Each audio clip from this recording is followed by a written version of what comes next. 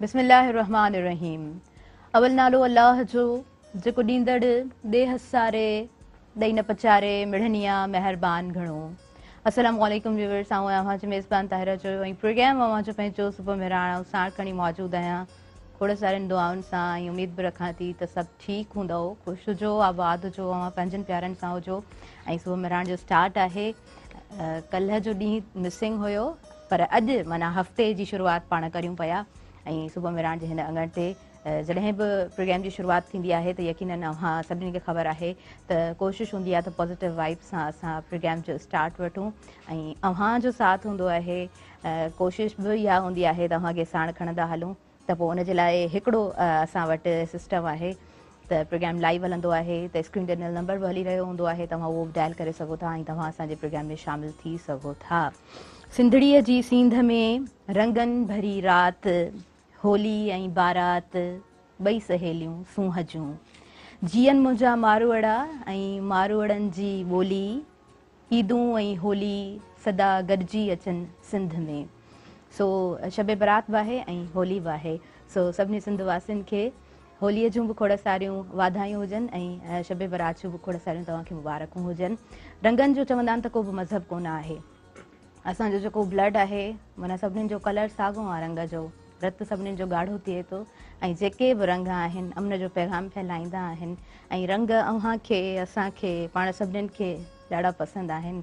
सो जॾहिं होलियूं थियनि थियूं, ईदूं थियनि थियूं या ॾियारियूं थियनि थियूं त पोइ असांजी जेका हीअ सिंध जी धरती आहे इहा अमन जो पैगाम ॾींदी आहे ऐं पाण सभु अमन जो पैगाम फैलाईंदा आहियूं। असां सभिनीनि खे हथियार कोन वणंदा आहिनि, पाण सभु मोहबतूं ॾींदड़ आहियूं, मोहबतूं वठंदड़ आहियूं ऐं जेके बि त्योहार थियनि था, जेके बि असां वटि ईदूं थियनि थियूं, सो हिकिड़ो लेसन फैलाइनि थियूं ऐं उहो लेसन अव्हांखे असांखे सभिनीनि खे वणे थो जेको इंसानियत जो आहे। ऐं हिन प्रोग्राम में अव्हां सभिनीनि खे गॾु करे पाण हलूं था ऐं कोशिशि हूंदी आहे अव्हांखे स्टार्टिंग में ॿुधाईंदी हलियसि त पॉज़िटिव वाइब्स कोशिशि हूंदी आहे त सुबुह जो अव्हां ताईं असां पहुचायूं ऐं इन खां वधीक पॉज़िटिविटी छा थी सघे थी त पाण सभु मिली करे ईदूं बि मल्हायूं था, होलियूं बि मल्हायूं था, पाण सभु हिकु आहियूं ऐं इहो एको ज़रूरी आहे। छाकाणि त असां जंहिं धरती ते रहूं था, जिते असां वटि खोड़ सारा मसइला अची वञनि था, घणा सारा मसइला अची वञनि था, उन में जेकॾहिं असां अमन विञाईंदासीं, जेकॾहिं उन में असां भाइपो विञाए छॾींदासीं, जे असां उन में ॿधी विञाए छॾींदासीं, एको विञाए छॾींदासीं त पोइ पोयां पुठिते असां वटि कुझु बि कोन बचंदो ऐं असां वटि जेकॾहिं कुझु बि कोन बचंदो त पोइ असां पाण बि कोन हूंदासीं। उन खां अलावा व्यूअर्स प्रोग्राम में यकीनन पाण खोड़ सारियूं ॻाल्हियूं कंदासीं ऐं मौसम बि ॾाढी सुठी आहे, बहार जी मुंद आहे। हर मौसम वणंदड़ हूंदी आहे, हर मौसम जो पंहिंजो हिकिड़ो पीक बि अचे थो ऐं हर मौसम पंहिंजा रंग बि तब्दील कंदी आहे, पर इंसान बि तब्दील थींदो आहे ऐं ईअं बि मां चई सघां थी त असां जेकॾहिं तब्दील थियूं था त पॉज़िटिविटी सां हिकिड़ो चेंज वठंदा हलूं त पोइ असां सभिनी जी ज़िंदगी ॾाढी सरही थी वेंदी, सुठी थी वेंदी, सुहारी थी वेंदी। ऐं प्रोग्राम जो आगाज़ वठी चुकी आहियां। अव्हां सभिनीनि खे ॿुधाईंदी हलंदसि त असांजे प्रोग्राम में सुठा गेस्ट मौजूदु आहिनि। डॉक्टर जावेद ख़ुश्क साहब असांजे प्रोग्राम में मौजूदु आहिनि, चाइल्ड स्पेशलिस्ट आहिनि पाण। उन खां अलावा ऑफिसर कमांडर आहिनि रेंजर्स में, सर्जन खे मां भली कार चवां थी। अस्सलाम वालेकुम, हैव अ गुड मॉर्निंग, कीअं आहियो तव्हां? ठीकु आहियो? मां ठीकु आहियां। सभ खां पहिरियां सभिनी खे शब बरात जूं मुबारकूं ऐं होली जूं बि मुबारकूं ऐं सभिनीनि जे लाइ वेल विशिस आहिनि त सुठो ॾींहुं रहे सभिनीनि जो। ज़बरदस्त, ॾाढो ॾाढो सुठो स्टार्ट वरितो आहे तव्हां बि ऐं अव्हां खां यकीनन स्टार्टिंग में अव्हांजी मॉर्निंग जे हवाले सां पुछंदमि, तव्हांजी मॉर्निंग कीअं हूंदी आहे? मॉर्निंग में बसि ड्यूटी हूंदी आहे, उनखां अलावा रूटीन जे हिसाब सां वरी शाम जो हॉस्पिटल हूंदी आहे ऐं उनखां पोइ फैमिली जो टाइम हूंदो आहे। सही, माना मख़सूस हिकिड़ो टाइम सेट थियल आहे। अच्छा, भला तव्हांजी ॻाल्हियुनि मां हिकिड़ो सुवाल बि पैदा थिए थो, टाइम खे कीअं मैनेज कजे, छा था सम्झो? टाइम खे सुठो मैनेज कजे, छो जो वक़्तु तमामु तेज़ी सां गुज़रंदो आहे ऐं उनखे जेतिरो सुठो मैनेज कजे उहो ई लाइफ जी कामयाबी जो सबबु बणिजे थो। उनमें जेके असांजी प्रेयर्स आहिनि, इबादतूं आहिनि, उन्हनि खे टाइम ॾिजे ऐं उनखां अलावा लाइफ में इंसानु अहिड़ी ज़िंदगी गुज़ारे जंहिंमें ॿियनि जे कमु अची सघे ऐं पंहिंजी लाइफ जेका आहे उहा पॉज़िटिवली गुज़ारे। जीअं तव्हां मैसेज ॾिनो त ह्यूमैनिटी जो, इंसानियत जे लाइ ऐं ओवरऑल बेसिकली जेका बि पाकिस्तानी क़ौम आहे उहा इलाही मोहबत कंदड़ आहे ऐं ओवरऑल असां हिते जेके बि मज़हब, रंग, नस्ल खां बालातर थी करे हिकिड़े सुठे इन्वायरमेंट में रहूं था अल्हम्दुलिल्लाह। वी आर लकी कि ज़बरदस्त। पाकिस्तान जहिड़े Yes, सुठे yes, मुल्क में we all are आहियूं। lucky. ऐं ईअं हुजण बि खपे, बिल्कुलु। एतिरो लकी असांखे थियणु खपे, पंहिंजे माहौल खे अहिड़ी तरह ठाहिणु खपे। अच्छा, मौसम जी बि मां ॻाल्हि कई, मौसम ॾाढो जल्दी चेंज थिए पई ऐं ईअं बि चयो वेंदो आहे त मौसम जो कम बि चेंज थियणु आहे। तव्हांखे भला कहिड़ी मौसम वणंदी आहे? ॿाहिरि जी मौसम ॿाहिरि जी ऐं मौसम ज़्यादा सुठी। सर्दी जी मौसम सही सही, ज़बरदस्त। अच्छा, उन खां अलावा थोरो तव्हां असांखे पंहिंजी फील्ड जे हवाले सां ॿुधाईंदव, पंहिंजे कम जे हवाले सां ॿुधाईंदव? जी, मां बेसिकली ॿारनि जो डॉक्टर आहियां ऐं असां वटि राउंड द ईयर जेके ॿारनि जूं बीमारियूं आहिनि, स्पेशली पर्टिकुलरली जेका चाइल्ड एज ग्रुप आहे, उनमें बीमारियूं तमामु घणियूं थियनि थियूं मुख़्तलिफ़ क़िस्म जूं, जंहिंमें ख़ासि तौर सां जेके वैक्सीन्स आहिनि, मां चवंदुसि त असांजा जेके पेरेंट्स आहिनि उहे ॿारनि जी वैक्सीनेशन जो तमामु घणो ख़्यालु रखनि, त जेके बि वैक्सीन प्रिवेंटेबल डिज़ीज़ आहिनि उन्हनि मां असां लखें ॿारनि जूं ज़िंदगियूं बचाए सघूं था, लाइफ सेव करे सघूं था। ऐं उन्हनि खे अगरि वैक्सीनेशन लॻाइजे त इहा ॿारनि जे लाइ तमामु बहितरु आहे। सही सही, प्रॉपर उहो चेक एंड बैलेंस ॿार जे लाइ हुजणु खपे। जी, उन खां अलावा डॉक्टरी जे पेशे जी तरफ़ अवां कीअं वधिया? मेडिकल फील्ड में मूंखे शुरू खां वठी शौक़ु हुयो ऐं मुंहिंजी वालदा जो बि इंट्रस्ट हुयो इन फील्ड में, जंहिंजे करे मां मेडिकल फील्ड चूज़ कई ऐं चाइल्ड स्पेशलाइजेशन कई।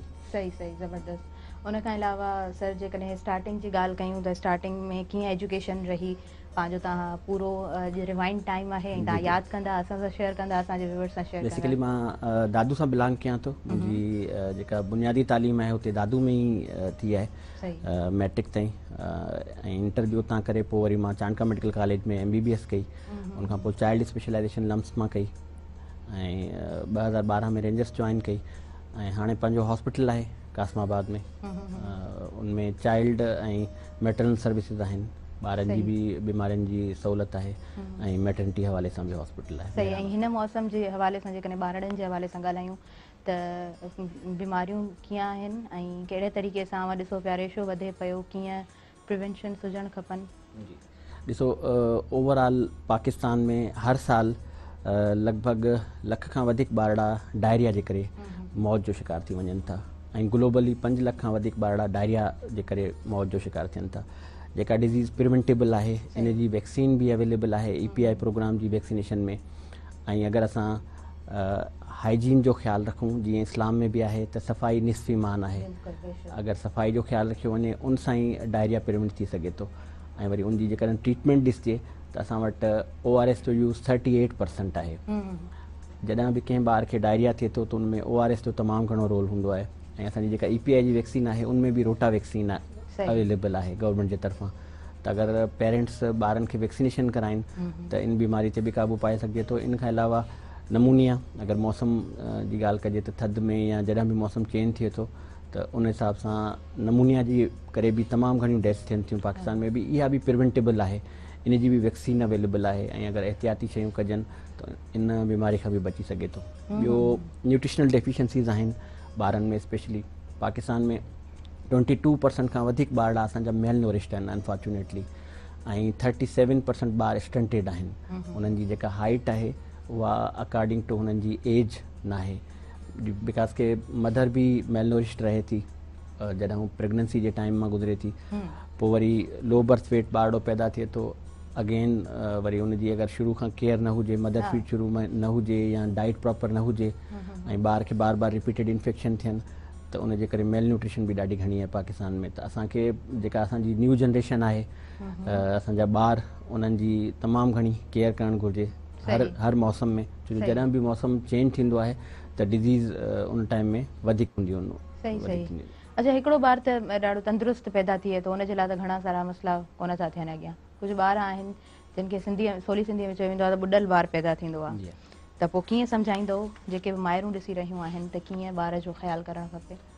ॾिसो, असां वटि ख़ासि तौर सां ट्रेंड बर्थ अटेंडेंट जेके दायूं आहिनि, अगरि उहे ट्रेंड आहिनि ऐं उहे डिलीवरी कराइनि थियूं, सेफ डिलीवरी कराइनि थियूं ऐं इन्फेक्शन प्रिवेंशन थिए थी त उन दौरान जेके इन्फेक्शन या जरासीम ॿार खे न लॻे या माउ खे इन्फेक्शन न थिए, त असां वटि अगरि ट्रेंड अमलो हूंदो या ट्रेंड बर्थ अटेंडेंट हूंदियूं त उहो वधीक बहितरु आहे। डिलीवरी अगरि कंहिं हॉस्पिटल में थिए त उहो तमामु बहितरु आहे। रीज़न इहो आहे त उते जॾहिं ॿारु पैदा थिए थो, अगरि उहो ॿुॾल ॼाए थो या जंहिं टाइम बि ॿार पैदा थींदो आहे उन टाइम उहो किराए कंदो आहे, रोईंदो आहे। अगरि उहो किराए नथो करे त इन जो मतिलबु आहे उहो ॿारु ॿुॾल ॼाए आहे, उनजे दिमाग़ ते उन टाइम ते ऑक्सीजन न पहुची सघंदी आहे। पोइ इन जे करे असांजे मुल्क में सेरेब्रल पैल्सी CP चाइल्ड थियनि था या ॿारनि में ज़हनी माज़ूरियूं अची सघनि थियूं या इवन अल्टीमेटली डेथ बि थी सघे थी। त सेफ डिलीवरीज़ हुजनि ऐं सफ़ाई जो तमामु घणो ख़्यालु रखियो वञे उते त पोइ बहितर आउटकम थी सघे थो इनमें। सही। ऐं CP चाइल्ड जेके थियनि था उनजी कीअं ट्रीटमेंट हूंदी आहे, केयर कीअं हूंदी आहे? सेरेब्रल पैल्सी या CP चाइल्ड उहे ॿारड़ा जेके पैदाइश जे टाइम ते ॿुॾल ॼमंदा आहिनि ऐं उन्हनि खे काफ़ी देरि ताईं अगरि ऑक्सीजन न मिली सघे ऐं उन टाइम ते अगरि प्रॉपरली ट्रीट न थियनि त अहिड़ा ॿारड़ा सेरेब्रल पैल्सी में वेंदा आहिनि। पोइ उहे ज़हनी तौर ते माज़ूर हूंदा आहिनि, उन्हनि जी ज़हन में ब्रेन में इहा ताक़त न हूंदी आहे जो असांजी जेका बि मूवमेंट थिए थी, असां जेको बि हलूं था, घुमूं था, फिरूं था, that's in the control of brain, दिमाग़ जे कंट्रोल में हूंदो आहे। ऐं अगरि सेरेब्रल पैल्सी वारो चाइल्ड आहे त उनजे दिमाग़ जी जेका ग्रोथ आहे उहा रुकिजी वेंदी आहे। दिमाग़ जी जेका ग्रोथ रुकजण जे करे पोइ पंहिंजे बॉडी पार्ट्स खे सही नमूने यूटिलाइज़ नथो करे सघे। अहिड़ा ॿारड़ा हली न सघंदा आहिनि ऐं इलाही वालदेन जे लाइ ॾाढो बर्डन आहे, इकोनॉमिकल बि ऐं सोसाइटिकल बि, कि उहे डिपेंडेंट ॿारड़ा हूंदा आहिनि ऐं माज़ूरी वारी ज़िंदगी जी ज़रूरत पवे थी। बिल्कुलु। ऐं दे कांट हैव एजुकेशन ऐं काफ़ी आउटकम हूंदा। ऐं इहा शइ अगरि हिकिड़ी सिहतमंद माउ हुजे, जीअं अॼु वुमेंस डे बि आहे त अगरि नेक्स्ट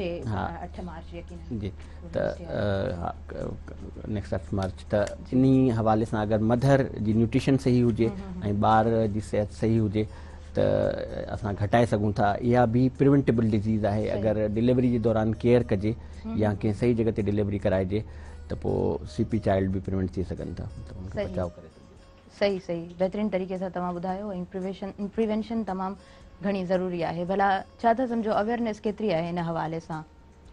असांजी सोसाइटी जी अवेयरनेस सॼी डिपेंड कंदी आहे एजुकेशन ते। त कंहिं बि कंट्री जी जेका लिटरेसी रेट आहे उहो छा आहे। जीअं असांजी कंट्री जी लिटरेसी रेट 60% आहे, लेकिन अगेन जेके हींअर एग्ज़िस्टिंग सिचुएशन आहे, कोविड जे दौरान इलाही ॿार स्कूलनि खां महरूम रहिया ऐं इवन काफ़ी ॿारनि इकोनॉमिकली स्कूल उन्हनि खे मजबूरन छॾिणो बि पियो या उन दौरान फिज़िकल डायरेक्ट एजुकेशन न रही। या हींअर बि असांजा जेके स्कूल्स आहिनि 60 to 70% अहिड़ा स्कूल आहिनि जिन्हनि में लाइट कोन्हे, ॿारनि खे पीअण जे लाइ साफ़ु पाणी कोन्हे ऐं स्कूल में हेल्दी इन्वायरमेंट जेका ज़रूरी आहे, जंहिंमें उन्हनि ॿारनि खे प्ले एरिया हुजे, ग्राउंड्स हुजनि ऐं हेल्दी उन्हनि जी ग्रोथ थी सघे ऐं उन्हनि खे टीचर्स या इहा अवेयरनेस ॾियनि त ॿारनि जी जेका मेंटल हेल्थ आहे, सोशल बिहेवियर आहे, इन्हनि सभिनी शयुनि ते असां इलाही पोइते आहियूं। ऐं इन में एजुकेशन जो तमामु घणो रोल आहे। त पंहिंजी जेका सिहत जी बजट आहे उहो बि WHO जो क्राइटेरिया इहो आहे त 5% खां मथे हुजे GDP जो, ऐं असां वटि 0.5% खां मैक्सिमम 1% ताईं अगरि उन ते एक्सपेंस कंदा त पोइ आउटकम बि एतिरो सुठो न निकिरंदो। ईअं ई एजुकेशन जी बजट बि तमामु घटि आहे, जंहिंजे करे असांजे स्कूलनि जी हालत इलाही ख़राबु आहे। मोस्टली 50% खां वधीक जेके स्कूल्स आहिनि they are having only 2 rooms, 2 कमरनि खां वधीक न आहिनि। उते वॉशरूम जूं फैसिलिटीज़ न आहिनि। त उतां जेके असां वटि गवर्नमेंट स्कूल ऐं जेके प्राइवेट स्कूल आहिनि उन्हनि में प्राइवेट स्कूल में त हर को अफोर्ड नथो करे सघे। मेजॉरिटी पॉपुलेशन पाकिस्तान जी उहा पुअर क्लास सां ताल्लुक़ु रखे थी। त अगरि स्कूल जो निज़ाम बहितर कयो वञे त हेल्थ जा आउटकम तमामु बहितर थी। ॾाढी ख़ूबसूरत ॻाल्हि कई आहे, ॾाढी सुठी ॻाल्हि तव्हां डिस्कस कई आहे। छाकाणि त असां जॾहिं बि कंहिं बि शइ जो रिज़ल्ट सुठो चाहींदा आहियूं त ज़रूरी आहे त असां जड़ुनि ते कमु करणु शुरू कयूं। ऐं जेकॾहिं मुआशरे जो सुधारे जे लाइ कमु कयो वञे त सभ खां बहितरीनु जेका जड़ आहे उहा तालीम खे असां पकड़ी सघूं था ऐं तालीम ते कमु करे सघूं था त जीअं इनकमिंग फ्यूचर उन जा नतीजा असां सभिनीनि खे सुठा मिलनि।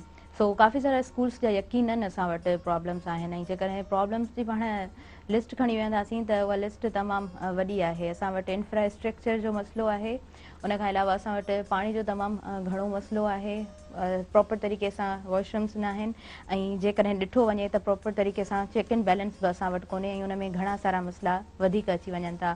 सो ॻोठनि जे तरफ़ या मुख़्तलिफ़ सिंध जे इलाइक़नि में इहे मसइला यकीनन असांजा सिंधी माण्हू या ओवरऑल पाकिस्तान में ॾिठो वञे त इन्हनि शयुनि खे फेस कनि पिया माण्हू, सो इन जे सुधारे जे लाइ यकीनन कमु थियणु खपे ऐं ॾाढो बहितरीन तरीक़े सां सुठे तरीक़े सां कमु थियणु खपे।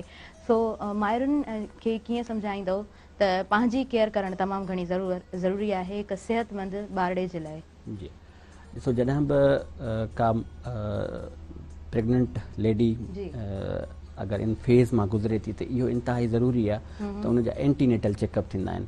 मतिलबु जॾहिं बि डिलीवरी जो टाइम आहे उन दौरान ब्लड प्रेशर जो चेकअप रेगुलर थियणु घुरिजे, त मदर वेट गेन करे पई न करे, छो जो ॿार जो वेट गेन उन सां असेस करे सघिजे थो। मदर जो न्यूट्रिशनल स्टेटस तमामु घणी अहमियत रखे थो। जेके माण्हू एनेमिक हूंदियूं आहिनि उहे लो बर्थ वेट ॿारड़ा ॼणींदियूं, त असां वटि न्यूट्रिशनल स्टेटस माण्हुनि जो वीक ई हूंदो आहे।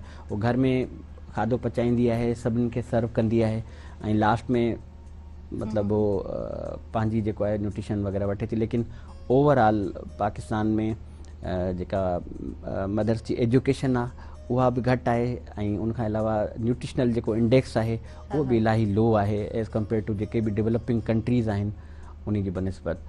छो जो मां एजुकेटेड हूंदी त उहो पंहिंजे ॿार खे शुरू खां वठी सही तरीक़े सां ॿार जी परवरिश करे सघंदी। हुनखे इहा नॉलेज हूंदी त मुंहिंजो जेको ॿारु पैदा थियो आहे इनखे 6 महीननि ताईं सिर्फ़ु ऐं सिर्फ़ु मदर फीड कराइणी आहे। इवन पाणी या एडिशनल का शइ नाहे ॾियणी हूंदी पहिरियनि 6 महीननि में। उनखां पोइ 2 सालनि ताईं उनखे मदर फीड इन एडिशन ॿियूं न्यूट्रिशन्स ॾियणियूं आहिनि। त मां तव्हांखे ॿुधायां त असां मुख़्तलिफ़ ॻोठनि में जॾहिं कैंप्स वग़ैरह लॻाईंदा आहियूं त अनफॉर्चुनेटली उते अहिड़ियूं शयूं मिलंदियूं हुनजो ॾाढो अफ़सोस थींदो आहे।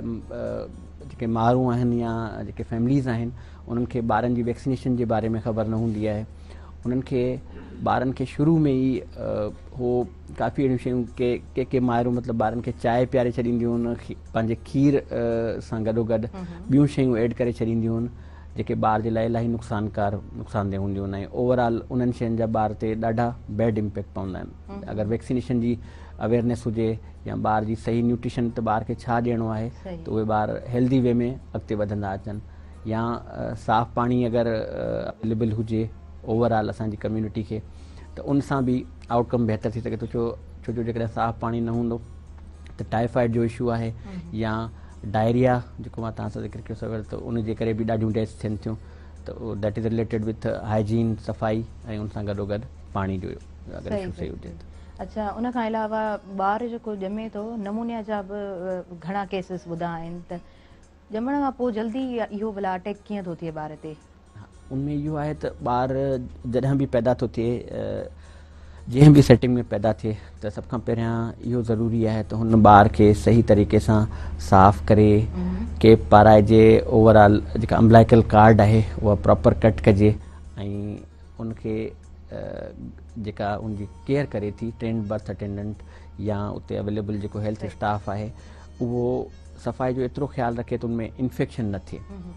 या उन सां गॾोगॾु उनखे अर्ली अगरि फीडिंग कराए छॾिजे। अगरि ॿारु बहितर ॼायो आहे ऐं हुन किराए कई आहे, अगरि मदर फीड विदिन 30 मिनट्स अगरि स्टार्ट कराइजे त उहो बि तमामु उन जे लाइ सुठो आउटकम आहे। ऐं जिथे बि डिलीवरीज़ थियनि थियूं अगरि उते वैक्सीनेशन जी फैसिलिटी अवेलेबल हुजे त ॿार खे पैदाइश जे टाइम ते जेका पहिरीं वैक्सीनेशन आहे उते लॻी वञे ऐं उनखां पोइ उनखे कार्ड इशू थी वञे ताकी जेका फ्यूचर वैक्सीनेशन्स आहिनि उहे थी सघनि। ऐं उन खां पोइ केतिरो टाइम पीरियड आहे त ॿार खे कंटिन्यूअसली हिकिड़ो प्रोसेस हुजणु खपे, ॿार जो चेकअप हुजणु खपे? चेकअप जीअं ॿारु आहे उनखे हर महीने रूटीन में डॉक्टर वटि विज़िट कजे, ॾेखारिजे। अगरि उहो हेल्दी बि आहे त उनजो वेट गेन थिए पियो या न। ऐं अगरि वैक्सीनेशन जे हवाले सां त जीअं टाइम ते ॿारु पैदा थींदो आहे उन टाइम ते वैक्सीनेशन कराइजे।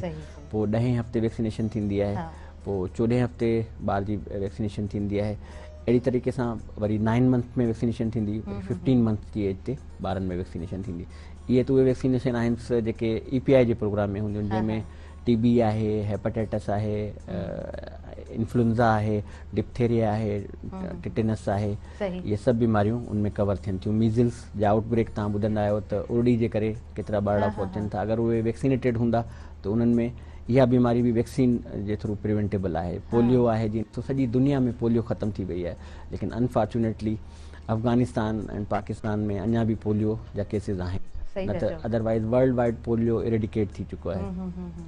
सही, ऐं प्रॉपर वैक्सीनेशन आहे त पोइ उनजो प्रॉपर असां वटि रिज़ल्ट हुजणु खपे। बिल्कुलु उन खां अलावा कुझु ॿार अहिड़ा हूंदा आहिनि जिन खे फीड्स पवनि था, झटका पवनि था, जी ऐं अनफॉर्चुनेटली मतिलबु 10 इयर्स 9 इयर्स खां पोइ बि उन ॿार ते उन शइ जो अटैक थिए थो, पेरेंट खे पोयां ख़बर नथी पए त आफ्टर 9 और 10 इयर्स मुंहिंजे ॿार खे अगेन फीड्स जेकॾहिं पवनि था त पोइ इहा क्रिटिकल कंडीशन थी वेंदी आहे उन ॿार जे लाइ। हा ॾिसो बिल्कुलु तमामु तव्हां सुठो सुवालु कयो। इन में असां वटि कुझु सोशल नॉर्म्स ऐं कुझु कल्चरल अहिड़ियूं शयूं आहिनि।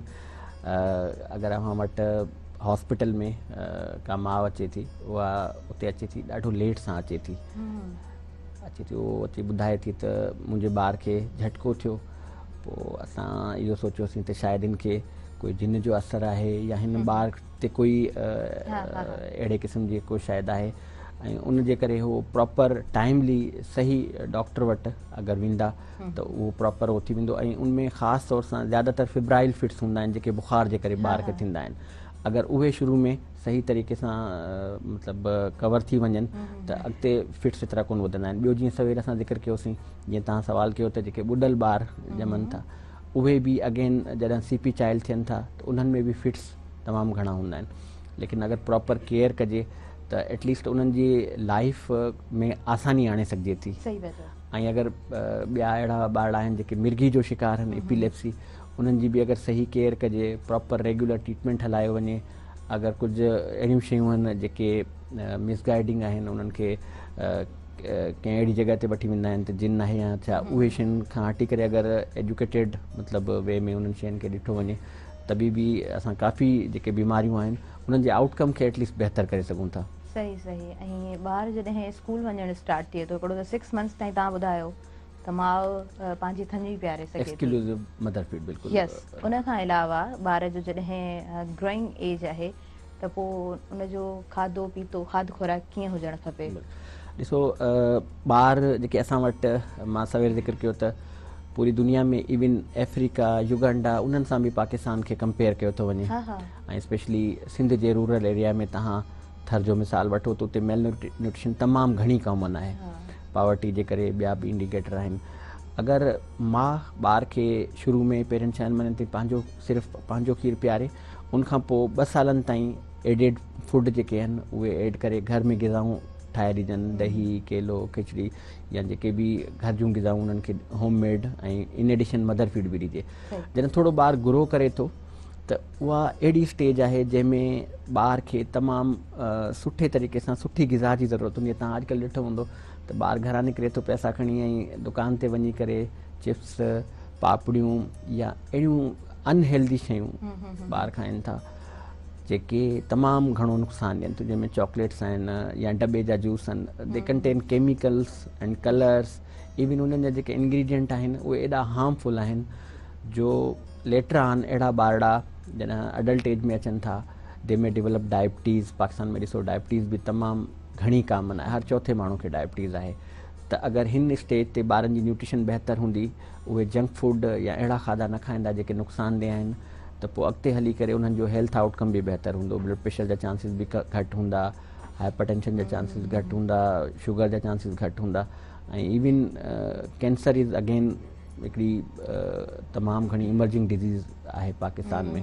त उन जूं बि इहे वजूहात आहिनि। त हिन स्टेज ते जॾहिं ॿार जी डेवलपमेंट थी रही आहे, उन स्टेज ते ॿार खे सही ऐं प्रॉपर ग़िज़ायत वारी न्यूट्रिशन ॾिजे त उहो बहितर आहे। उनमें इहो बि मां तव्हांखे ॿुधाईंदो हलां त ज़रूरी न आहे त को माण्हू अमीर हुजे या ग़रीब आहे, उन सां को एतिरो फ़र्क़ु आहे। ज़रूरु जेको हाल आहे उन तहत अगरि ॿार खे सुठी ग़िज़ा ॾिजे, घर जो खाधो ॾिजे, सफ़ाई वारे तरीक़े सां उहो खाधो ठहियलु हुजे, साफ़ु पाणी उन्हनि खे ॾिजे ॿारनि खे, ऐं उन्हनि जी पर्सनल हाइजीन जो ख़्यालु कयो वञे त ॿारनि में डायरिया जा एपिसोड घटि थींदा, निमोनिया जा एपिसोड घटि थींदा, ऐं मेल न्यूट्रिशन डेवलप न थींदी। तव्हां अॼुकल्ह ॾिसो ॿार जेके स्कूल वञनि था उन्हनि जी न्यूट्रिशन भले अपर क्लास सां तालुक़ु रखनि था, ओबेसिटी जेको मोटापो आहे उहो अगेन मेल न्यूट्रिशन आहे, ऐं उनखे असां हेल्थ वारी शइ नथा चई सघूं। उहा बि असां वटि तमामु घणी वधे पई, छो जो जंक फूड जो घणो यूज़ आहे। उहे सभु शयूं तमामु घणी नुक़सान ॾियनि। सही सही। ईंदड़ वक़्त में उहे सभु शयूं ॿार ते अटैक कनि थियूं ऐं ॾाढो उहे शयूं अॻियां हली करे ॿार खे मसइलो पैदा कनि थियूं। उन खां अलावा असां ज़हनी सिहत जे बारे में ज़रूरु ॻाल्हाईंदासीं, पर हिकिड़ी शइ अवां खां सर डिस्कस करणु चाहियां पई त त ॻोठ जो ॿार ऐं शहरी ज़िंदगी जेका आहे उन में ॿार जो डिफरेंस कीअं ॾिसो था, तालीम तरबियत ॿई शयूं मिलाए करे कीअं एक्सप्लेन कंदो? बिल्कुलु उहे डायनेमिक्स ॿिन्हिनि जा डिफरेंट आहिनि। जीअं हिकिड़ो ॿारड़ो ॻोठ में पैदा थिए थो ऐं हिकिड़ो ॿार शहर जी जेकॾहिं लाइफ में उते रहे थो त उन्हनि जा डिफरेंट हूंदा आहिनि। त ॿार ओवरऑल अगरि रूरल एरिया खे ॾिसजे त उते मदर जी nutrition as compared to urban areas उते घटि आहे, मेल न्यूट्रिशन उते वधीक आहे ऐं ॿारनि में सफ़ाई सुथराई जे बारे में ख़्यालु रखियो वञे थो, लेकिन उन हद ताईं न जेका ॿार जी सिहत ते मस्बत असरु रखे। तंहिंजे करे उन्हनि में मुख़्तलिफ़ क़िस्म जूं बीमारियूं वधीक हूंदियूं आहिनि। जीअं डायरिया आहे उहो उते कंपेरेटिवली वधीक कॉमन आहे ऐं असां वटि जीअं अगरि सिटीज़ वारा एरिया आहिनि उते जीअं एस्थमा आहे, तव्हां ॾिठो हूंदो त जेके मेट्रोपॉलिटन जीअं वॾा शहर आहिनि उते धूं पॉल्यूशन तमामु घणी हूंदी आहे, पोइ अहिड़नि ॿारनि में मुख़्तलिफ़ एलर्जीज़ डेवलप करे थियूं वठनि ऐं ॿारनि खे लेटरान एस्थमा या साह जूं तकलीफ़ूं वग़ैरह वधीक थियनि थियूं। सही। ऐं हूअं जेकॾहिं ॾिठो वञे सिंपली त तव्हां ईअं चई सघो था त ॻोठ वारी ज़िंदगी वधीक सुठी आहे। हा, उहा इन्वायरमेंट ॾाढी बहितरु आहे, लेकिन जेका न्यूट्रिशन जे हवाले सां अॼुकल्ह उते बि जंक फूड ॾाढो ॿार जेके आहिनि शुरू खां वठी यूज़ कनि था, जंहिंजा नेगेटिव इम्पैक्ट आहिनि। लेकिन नो डाउट के काफ़ी बहितरु शयूं आहिनि, पर अनफॉर्चुनेटली ॾिसो स्टिल असांजा जेके ॻोठ आहिनि उहे सुठनि स्कूलनि खां महरूम आहिनि। असांजे जेके ॻोठनि में जेके हेल्थ फैसिलिटीज़ आहिनि उते अगरि डॉक्टर हूंदो त दवा न हूंदी, अगरि दवा हूंदी त डॉक्टर न हूंदो। अगरि हेल्थ जूं प्रॉपर फैसिलिटीज़ हुजनि, मदर खे अगरि उन टाइम ते केयर मिले, ॻोठनि में बि जेके डिस्पेंसरीज़ आहिनि उन ते डॉक्टर हुजनि त आउटकम अञा बहितर थी सघनि था। सही सही, माना माहौल खे बहितर पाण ई करे सघिजे थो।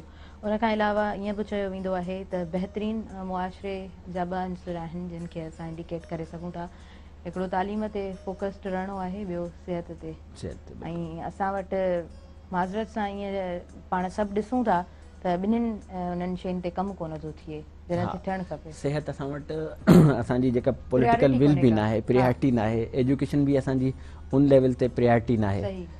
एजुकेटेड जेका असां वटि लॉट अचे पई उहो कॉपी कल्चर या असांजी जेका एजुकेशन एतिरी स्टैंडर्डाइज़ न आहे, उनजे करे ॾिसो सॼी दुनिया में ग्लोबली कंहिं बि शहर में या कंहिं बि मुल्क में यूनिवर्सिटीज़ या एजुकेशनल इंस्टीट्यूट्स उहे अगरि सभिनीनि जे लाइ साॻा हुजनि, मिसाल हिकिड़ो ग़रीब ॿारु आहे उनखे बि पढ़ाई जी तालीम जी साॻी अपॉर्चुनिटी अवेलेबल हुजे जेका अमीर ॿार खे आहे, अगरि उनखे बि सिहत जी साॻी फैसिलिटी अवेलेबल हुजे जेका अमीर ऐं ग़रीब जो फ़र्क़ु ख़तमु करे, उनमें इक्विटी अचे, माना उन्हनि ॿिन्हिनि खे असां उहे सभु सहूलियतूं ॾेई सघूं, असांजो जेको फ्यूचर आहे ॿार त पोइ वञी असांजो जेको मुआशिरो आहे उनजो आउटकम ॾाढो सुठो थी सघे थो। उनखां सवाइ इहो अचीव करणु मुमकिन न आहे। सही पिया चओ। अच्छा, माहौलियाती तब्दीलियूं बि तमामु झटि जेको आहे सो असरु पंहिंजो ॾेखारनि पियूं। क्लाइमेट चेंज जे हवाले सां बि वॾा सेशन थींदा आहिनि, वॾियूं ॻाल्हियूं थींदियूं आहिनि, पर ॻाल्हि जॾहिं अमल ते ईंदी आहे त अमल असां वटि कोन हूंदो आहे। पंहिंजे माहौल जे हवाले सां कीअं इक़दाम वठणु खपनि, थोरो इन हवाले सां पंहिंजो रिव्यू ॾींदा हलो। जी जी, ॾिसो असां जॾहिं सिहत जी ॻाल्हि कंदा आहियूं त हिकिड़ो कॉन्सेप्ट हूंदो आहे हेल्थ वन हेल्थ जो मतिलबु इहो आहे त ह्यूमन बींग ऐं असांजी इन्वायरमेंट ऐं असांजो जेको पसगिरदाई जो जेको बि एनिमल्स जेके बि आहिनि, बर्ड्स आहिनि, एनिमल्स आहिनि, ऐं उनखां अलावा जेका असांजी इन्वायरमेंट आहे जंहिंमें वण टिण या असांजी जेको माहौल आहे उहो सॼो उनमें अहमियत रखे थो। मिसाल जे तौर ते जीअं हाणे तव्हां ॾिठो इन्वायरमेंटल हिकिड़ी चेंज आई, तमामु घणियूं बरसातूं थियूं, उनमें फ्लड आयो, फ्लड जे करे मिलियंस जेके माण्हू उहे डिस्पर्स थिया पंहिंजी जॻहियुनि खां। त तव्हां हिकिड़ी बीमारी ॾिठी त डेंगी ऐं मलेरिया जा ॾाढा केसिस, वेक्टर बाउंड डिज़ीज़ जेके मलेरिया मच्छरनि जे करे थींदा आहिनि, उनजे करे काफ़ी अमवात थियूं। ऐं अगेन वरी असां ॻाल्हि कंदासीं त उते अगरि प्रॉपर जेके डॉक्टर अवेलेबल हुजनि हा या सही तरीक़े सां इन इशू खे अॻु में उनजी प्रिपेयर्डनेस हुजे हा, तयारी हुजे हा, त उन्हनि खे सही तरीक़े सां हैंडल करे सघिजे हा। असां वटि मसइलो इहो आहे त जॾहिं बि मीज़ल्स जो आउटब्रेक थींदो आहे उनखां पोइ एक्शन खणंदा आहिनि, या को बि हादसो थी वञे थो उनखां पोइ एक्शन खणंदा आहिनि। त अगरि असां एक्सीडेंट खां बचण जे लाइ अगरि असां सोचूं त असांखे छा करणु घुरिजे, त असां सीट बेल्ट पाईंदासीं, या अगरि बाइक यूज़ कयूं था त असां हेलमेट पाईंदासीं। त ईअं ई असां वटि हेल्थ जे हिसाब सां बि अॻु में तयारी करणु घुरिजे हर शइ जे लाइ। जीअं अगरि अहिड़ो मौसम अचे थो जंहिंमें मच्छर घणो आहे त असांजी गवर्नमेंट खे घुरिजे त या असांजे माण्हुनि खे घुरिजे त पंहिंजे एरिया जी सफ़ाई जो ख़्यालु रखनि, पाणी जा दुॿा उते न हुजनि जीअं मच्छर जी अफ़ज़ाइश न थी सघे, ऐं गवर्नमेंट बि पंहिंजा पूरा उपाउ वठे ऐं माण्हुनि खे प्रॉपर ट्रीटमेंट सही डोज़ सां उहा अवेलेबल हुजे, माण्हू बि अमल कनि। ओवरऑल इहे शयूं त तॾहिं थी सघनि थियूं जॾहिं असां सही पिया चओ। अच्छा, वेक्टर बॉर्न डिज़ीज़िस ते पाण ॻाल्हाईंदासीं ऐं पहिरीं बि चई चुकासीं त सिहतमंद ज़हन केतिरो ज़रूरी आहे पंहिंजी सुठी ज़िंदगी जे लाइ, हिन माहौल जे लाइ, हिन ते बि यकीनन ॻाल्हाईंदासीं। पर व्यूअर्स वक़्तु थी वियो आहे हिन ब्रेक जो, ब्रेक जी तरफ़ वधूं पिया और जल्दी सां हाज़िर थियूं था तव्हांजे पंहिंजे प्रोग्राम सुबुह मेहरान में।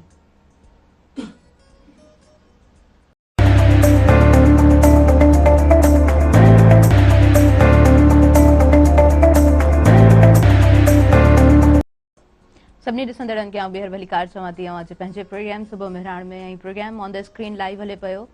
गॾोगॾु स्क्रीन ते नंबर बि हली रहियो आहे, हिकु दफ़ो मां अनाउंस कंदी हलां थी 02221028555। तव्हां इहो डायल करे सघो था ऐं अव्हां असांजे प्रोग्राम में शामिलु थी सघो था। प्रोग्राम जे हवाले सां थोरो ॿुधाईंदी हलंदसि त असां प्रोग्राम में कोशिशि कंदा आहियूं त डिफरेंट टॉपिक खणी अचूं ऐं सुठा गेस्ट असां इनवाइट करे सघूं जेके पंहिंजी ज़िंदगी जो एक्सपीरियंस, पंहिंजो एक्सपोजर असां सां हिन प्लेटफॉर्म, हिन नंढे कैमरा जे टूल जे ज़रिए अव्हां सां शेयर करे सघनि, जीअं पाण सभिनीनि खे कुझु सुठो सिखण जे लाइ मिले ऐं पाण सभु यकीन रखूं था त सिखण वारो जेको अमल हूंदो आहे उहो बहितरीनु हूंदो आहे ऐं पाण हमेशह सिखंदा रहंदा आहियूं। ॿुधाईंदी हलां त असांजे अंगणे ते ॿिया महिमान अची चुका आहिनि। असांखे जॉइन कयो आहे प्रोफेसर डॉक्टर अली असगर मेमन साहब, ऐं पाण इलेक्ट्रिकल इंजीनियर आहिनि ऐं इंजीनियरिंग जी फील्ड में मेहरान यूनिवर्सिटी में पाण पंहिंजूं ख़िदमतूं सर अंजाम ॾेई रहिया आहिनि। सर तव्हांखे भली कार चवां थी। अस्सलाम वालेकुम। कीअं आहियो? ठीकु आहियो? अल्हम्दुलिल्लाह बिल्कुलु ठीकु सर। ऐं अव्हां खां स्टार्टिंग में इहो पुछंदसि तव्हांजी मॉर्निंग कीअं हूंदी आहे?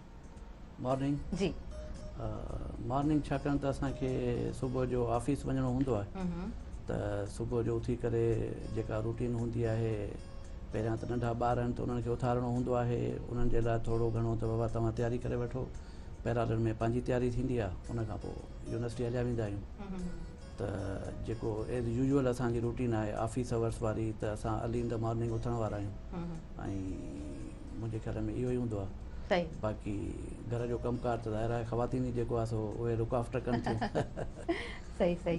सो सर तव्हांजी फील्ड जे हवाले सां यकीनन ॻाल्हाईंदासीं ऐं तव्हांजो ॾाढो सुठो एक्सपोजर बि आहे। पर्सनली बि मूंखे ख़बर आहे सर्जन जूं एक्टिविटीज़ ॾाढियूं सुठियूं बहितरीनु रहंदियूं आहिनि। मां ईअं चई सघां थी त हिकिड़ा बहितरीनु सोशल एक्टिविस्ट बि पाण आहिनि। मुख़्तलिफ़ जेके बि नंढा वॾा असांजी हिन सोसाइटी जी बहितरी जे लाइ पाण प्रोजेक्ट्स हलाईंदा आहियूं, कमु कंदा आहियूं, उन में बि सर अॻु भरा हूंदा आहिनि ऐं यकीन कयो सर तमामु ॾिसी करे सुठो लॻंदो आहे। पर स्टार्टिंग में पाण मॉडर्न टीचिंग मैथडोलॉजीज़ ते ॻाल्हाईंदासीं, छा आहिनि, कीअं डिस्कस कंदव? हाणे असां वटि छा आहे त जेका मुंहिंजी नॉलेज या एक्सपीरियंस आहे उन में ईअं आहे त जीअं टेक्नोलॉजी जी एडवांसमेंट थी आहे ऐं असांजी मोबाइल फ़ोन, उन में डिफरेंट सॉफ्टवेयर्स, असांजी IT जी डेवलपमेंट, इहो सॼो कुझु, त इहा डेवलपमेंट असांजो जेको ॿारु आहे, मां पर्टिकुलरली पंहिंजे रीजन जी जेकॾहिं ॻाल्हि कयां त उन जी ओतिरी ग्रोथ या टुद जेको चइबो आहे न त उन मौजूदु या अवेलेबल रिसोर्सिस मां फ़ाइदो वठिजे, असांजो ॿारु उहो न पियो करे। ऐं फॉर एग्ज़ाम्पल मां हिकिड़ो सिंपल एग्ज़ाम्पल ॾियां, जॾहिं मां इंग्लैंड हूंदो हुउसि त उते हिकिड़ी डिबेट हुई, उन में इहो हुयो त कैलकुलेटर्स जी invention is blessing or curse. उन में हिकिड़ा माण्हू हुआ जेके उनजे फेवर में ॻाल्हाइनि पिया, हिकिड़ा हुआ जेके उनजे अगेंस्ट में ॻाल्हाइनि पिया। विन प्रोग्राम कयो जिन अगेंस्ट में ॻाल्हायो पिए। उनजो रीज़न इहो हुयो त हुननि चयो त कैलकुलेटर इन्वेंशन ज़रूरु आहे, पर पुराणे दौर जा जेके ॿार हूंदा हुआ या टीचर्स हूंदा हुआ, उहे कैलकुलेटर्स खां सवाइ जेका बि कैलकुलेशन हूंदी उहा फिंगर टिप्स ते विदिन सेकेंड्स ॿुधाए वठंदा हुआ। कैलकुलेटर जी ईजाद करण खां पोइ इहो थियो आहे त असांजो ॿारु भली टॉपर आहे या पोज़ीशन होल्डर आहे, पर उहो छा पियो करे त पंहिंजी कैलकुलेशन जे लाइ बि माना 2 जी टेबल पढ़ण जे लाइ बि हुनखे जेको आहे कैलकुलेटर जो सहारो थो वठिणो पियो। त मुंहिंजे हिसाब सां या जेका उते मुंहिंजो जेको एक्सपोजर रहियो इन्हनि डिबेट्स में या डिफरेंट सेमिनार्स में, उहो इहो रहियो त इन टेक्नोलॉजीअ जी जेका यूज़ आहे असांजो ॿारु एफिशिएंटली न पियो करे। पर्टिकुलरली ॿियो इहो एग्ज़ाम्पल आहे त अॻु में जेके टीचर्स हूंदा हुआ उहे चाक खणी ईंदा हुआ, क्लास में पढ़ाईंदा हुआ, त उन्हनि में ॿारु उन टीचर खे ॾिसंदो हो त कीअं लिखे पियो स्टेप वाइज़, पहिरियों स्टेप हुन छा कयो, ॿियो स्टेप हुन छा कयो, ऐं पोइ उहो ॿारु पंहिंजी कापीअ में नोट कंदो हो। ऐं पैरालिल में टीचर बि उन ॿार खे मौक़ो ॾींदा हुआ त तव्हां सुवालु कयो, ऐं जेकॾहिं का क्यूरी आहे त उहो। अॼुकल्ह छा आहे त असां वटि जेको मॉडर्न ट्रेंड आहे इन में टीचिंग में, उहो आहे त तव्हां वाइट बोर्ड्स यूज़ कयो, जंहिंमें तव्हांजो प्रोजेक्टर लॻो पियो आहे, तव्हांजो जेको आहे सो डिफरेंट जेके स्लाइड्स तव्हां ड्यूरिंग क्लास जेको आहे ॿारनि खे ॾेखारियो था, उन में ॿार जी उहा जेका राइटिंग वारी एडॉप्टेबिलिटी या स्किल्स आहिनि त उहो स्टेप वाइज़ अॻिते वधे, उहो न पियो थिए। ऐं ॿारु उनखे रुॻो स्कैम करे पियो, नोट्स त न पियो ठाहे। टियों इहो आहे त जेके असांजो लाइब्रेरीज़ आहिनि उन में ॿारु वञे ई न पियो। त असां वटि जेको आहे सो टेक्नोलॉजी त अवेलेबल आहे, असां वटि जेको आहे सो मैगज़ीन्स, रिसर्च पेपर्स, कल्ह छा थियो, कला खां पहिरियां छा थियो आहे, इहे सभु अपडेटेड इंफॉर्मेशन आहे। पर अनफॉर्चुनेट इहो आहे त असांजो ॿारु सिर्फ़ु मोबाइल फ़ोन में बि उहा जेकॾहिं साइट वञी खोले या उहा सर्च इंजिन खोले तॾहिं बि उनखे फ़ाइदो थिए। पर असांजो ॿारु सिर्फ़ु सोशल मीडिया लाइक फेसबुक या चैटिंग जेके डिफरेंट, हा उहे, पर ॿारु जेको न असांजो जेको उनखे जेको उनजी डेस्टिनेशन आहे, जेको हुनजो प्रोग्राम आहे, या जंहिं ते हू आयो आहे प्रोग्राम में, फॉर एग्ज़ाम्पल मां इलेक्ट्रिकल इंजीनियरिंग सां वाबस्ता आहियां, त ॿारु उनखे कुझु अॻिते वठी हले, त इहे सभु शयूं थोरियूं मां न पियो ॾिसां, जिन में असांजे ॿार खे ऐं असांजे जेके सोसाइटीअ खे बि उन में रोल अदा करिणो पवंदो। सही सही, तव्हां बिल्कुलु सही चयो पिया, ऐं इहे शयूं इलाही इंपॉर्टेंट आहिनि जेके बि असां डिस्कस कयूं आहिनि। फर्दर यकीनन पाण डिस्कस कंदासीं, पर सर तव्हां सां जेका ॻाल्हि ॿोल हले पई उनखे बि पाण कंटिन्यू कंदासीं। जीअं जीअं मौसम तब्दील थिए पई तीअं ॿारनि में बि बीमारियूं वधनि पियूं। हींअर पाण ॾिसूं त डेंगी जा केसिस जीअं तव्हां ॿुधायो, हुन में केतिरो वाधारो आहे, या कीअं बचाव जे लाइ माइरुनि खे तव्हां सजेस्ट कंदव? जी जी, इन में स्पेशली अगरि डेंगी ते ॻाल्हि कजे त डेंगी हिकिड़ी अहिड़ी बीमारी आहे जंहिंमें ॿारनि में या वॾनि में रत जा अछा जुज़ा घटिजी वेंदा आहिनि, ऐं उन जे करे ब्लीडिंग थी सघे थी, ऐं जिस्म ते जेके कुझु पर्टिकुलरली धॿा हूंदा आहिनि उहे ज़ाहिर थींदा आहिनि। त अगरि कंहिं ॿार में ईअं किथां ब्लीडिंग अचे माउथ मां, नोज़ मां, या अगरि स्पॉट्स वग़ैरह थियनि त इन जी तरफ़ माण्हू सोचे सघे थो अगरि उन सां गॾु एसोसिएटेड फीवर आहे, अदरवाइज़ मीज़ल्स आहे या चिकन पॉक्स आहे, ॿियूं खोड़ बीमारियूं हूंदियूं आहिनि जिन्हनि में जेके रेशिस उहे डेवलप थींदा आहिनि। लेकिन हिन जा टिपिकल रेशिस थोरो साइज़ में वॾा हूंदा आहिनि, ब्लैकिश टाइप हूंदा आहिनि, ऐं स्पेशली जेका हे सीज़न आहे हिन में ॿारनि खे अगरि मच्छरनि खां जेतिरो बचाए सघिजे त उन सां इहा सेफ्टी मतिलबु ॿारनि खे मिली सघे थी, डेंगी खां बचाव जे। ऐं उन खां अलावा जीअं तव्हां स्टार्टिंग में डिस्कस कयो त हिकिड़ो चेकअप तमामु ज़रूरी आहे, जेको टाइम टू टाइम ॿार जो इंतिहाई ज़रूरी आहे। ऐं जीअं ॿारु पैदा थिए थो बिल्कुलु त उनजी जेका ग्रोथ आहे उहा ॾिसो, ॿारु पैदा थिए थो उनजो जेको वज़न हूंदो आहे 2.5 खां 3 किलो हूंदो आहे, ऐं ज़िंदगी जो पहिरियों साल एॾो अहम हूंदो आहे ब्रेन जी डेवलपमेंट जे लाइ बि ऐं ॿार जी डेवलपमेंट लाइ। जॾहिं ॿारु 5 महीननि जो 6 महीननि जो थींदो आहे त उनजो वज़न 5 किलो, ऐं जॾहिं साल जो थींदो आहे त 10 किलो जो थींदो आहे। त ज़िंदगी जो पहिरियों साल उन ॿार जी ब्रेन जी ग्रोथ ऐं पंहिंजी ग्रोथ पंहिंजे पैदाइश जे वज़न खां 4 गुना हुनजो वज़न वधे थो, मतिलबु पहिरें साल में। ऐं उहे जेके ग्रोथ जा फेज़ आहिनि उहे तमामु अहम आहिनि, उन ते ॿार जो फ्यूचर, ॿार जी फ्यूचर में जेका इम्यूनिटी हूंदी डिज़ीज़ जे अगेंस्ट उहा सॼी डिपेंड कंदी आहे, ऐं ॿार जी जेका फ्यूचर हाइट आहे उहा बि इन एज में ई डिटरमाइन थी वेंदी आहे। त पहिरियां 1000 ॾींहं या पहिरियों जेको ॿार जो शुरूआती टाइम आहे उहो ॾाढो अहमियत रखे थो। सही सही, अॼु असां वटि 2 डिफरेंट फील्ड्स आहिनि, असां वटि हिन तरफ़ डॉक्टर वेठल आहिनि, ऐं सर तव्हां यूनिवर्सिटी में टाइम स्पेंड कयो था, तव्हां ॿारनि खे पढ़ायो था, त यकीनन तव्हांजो बि हिकिड़ो सुठो एक्सपीरियंस आहे। मां इहो पुछणु चाहींदसि त आर्टिफिशियल इंटेलिजेंस ते पाण जेकॾहिं ॻाल्हायूं त कीअं तव्हां पंहिंजो रिव्यू ॾींदव, छाकाणि त असां जेकॾहिं इन कमिंग फ्यूचर ॾिसूं त हर शइ मशीनरी ते अची वेंदी, ऐं पाण सभु पोइ जेको आहे सो डिपेंडेंट हूंदासीं तमामु घणो। असां वटि बहरान यूनिवर्सिटीअ में या हैदराबाद जे प्रिमिसिस में आर्टिफिशियल इंटेलिजेंस सां गॾोगॾु डिफरेंट सेंसर्स ऐं इहे सभु जेके लेटेस्ट टेक्नोलॉजीज़ आहिनि इहे इंट्रोड्यूस थी चुकियूं आहिनि। ऐं असां वटि बहरान यूनिवर्सिटीअ में आर्टिफिशियल इंटेलिजेंस, साइबर सिक्योरिटी या इहे जेके लेटेस्ट टेक्नोलॉजीज़ आहिनि इहे असां BS प्रोग्राम ऐं BE program bachelors of engineering ऐं बैचलर साइंस इहे असां स्टार्ट करे चुका आहियूं। असांजे ॿार खे डोर स्टेप्स ते उहा इंफॉर्मेशन मिले पई ऐं अवेलेबल बि आहे जेका दुनिया में डिफरेंट रेप्यूटेड यूनिवर्सिटीज़ ऐं प्लेटफॉर्म ते मौजूदु आहे। सवाल सिर्फ़ु हिते इहो थो थिए त असांजो ॿारु उन इंफॉर्मेशन खे हासिलु करण खां पोइ उन ते प्रैक्टिस करणु ऐं उनखे यूटिलाइज़ करणु यूज़ करणु इहो इन में ॿारु असांजो लैक थो करे। फॉर एग्ज़ाम्पल मां इलेक्ट्रिकल इंजीनियर आहियां।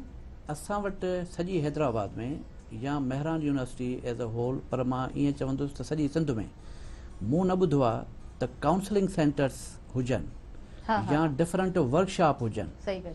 काउंसलिंग सेंटर उहो आहे जिथे फॉर एग्ज़ाम्पल को ॿारु आहे जेको का शइ उनखे प्रॉब्लम पई क्रिएट करे त उहो उते फ्रीली डिस्कस करे सघे ऐं उनजो हल जाचे सघे।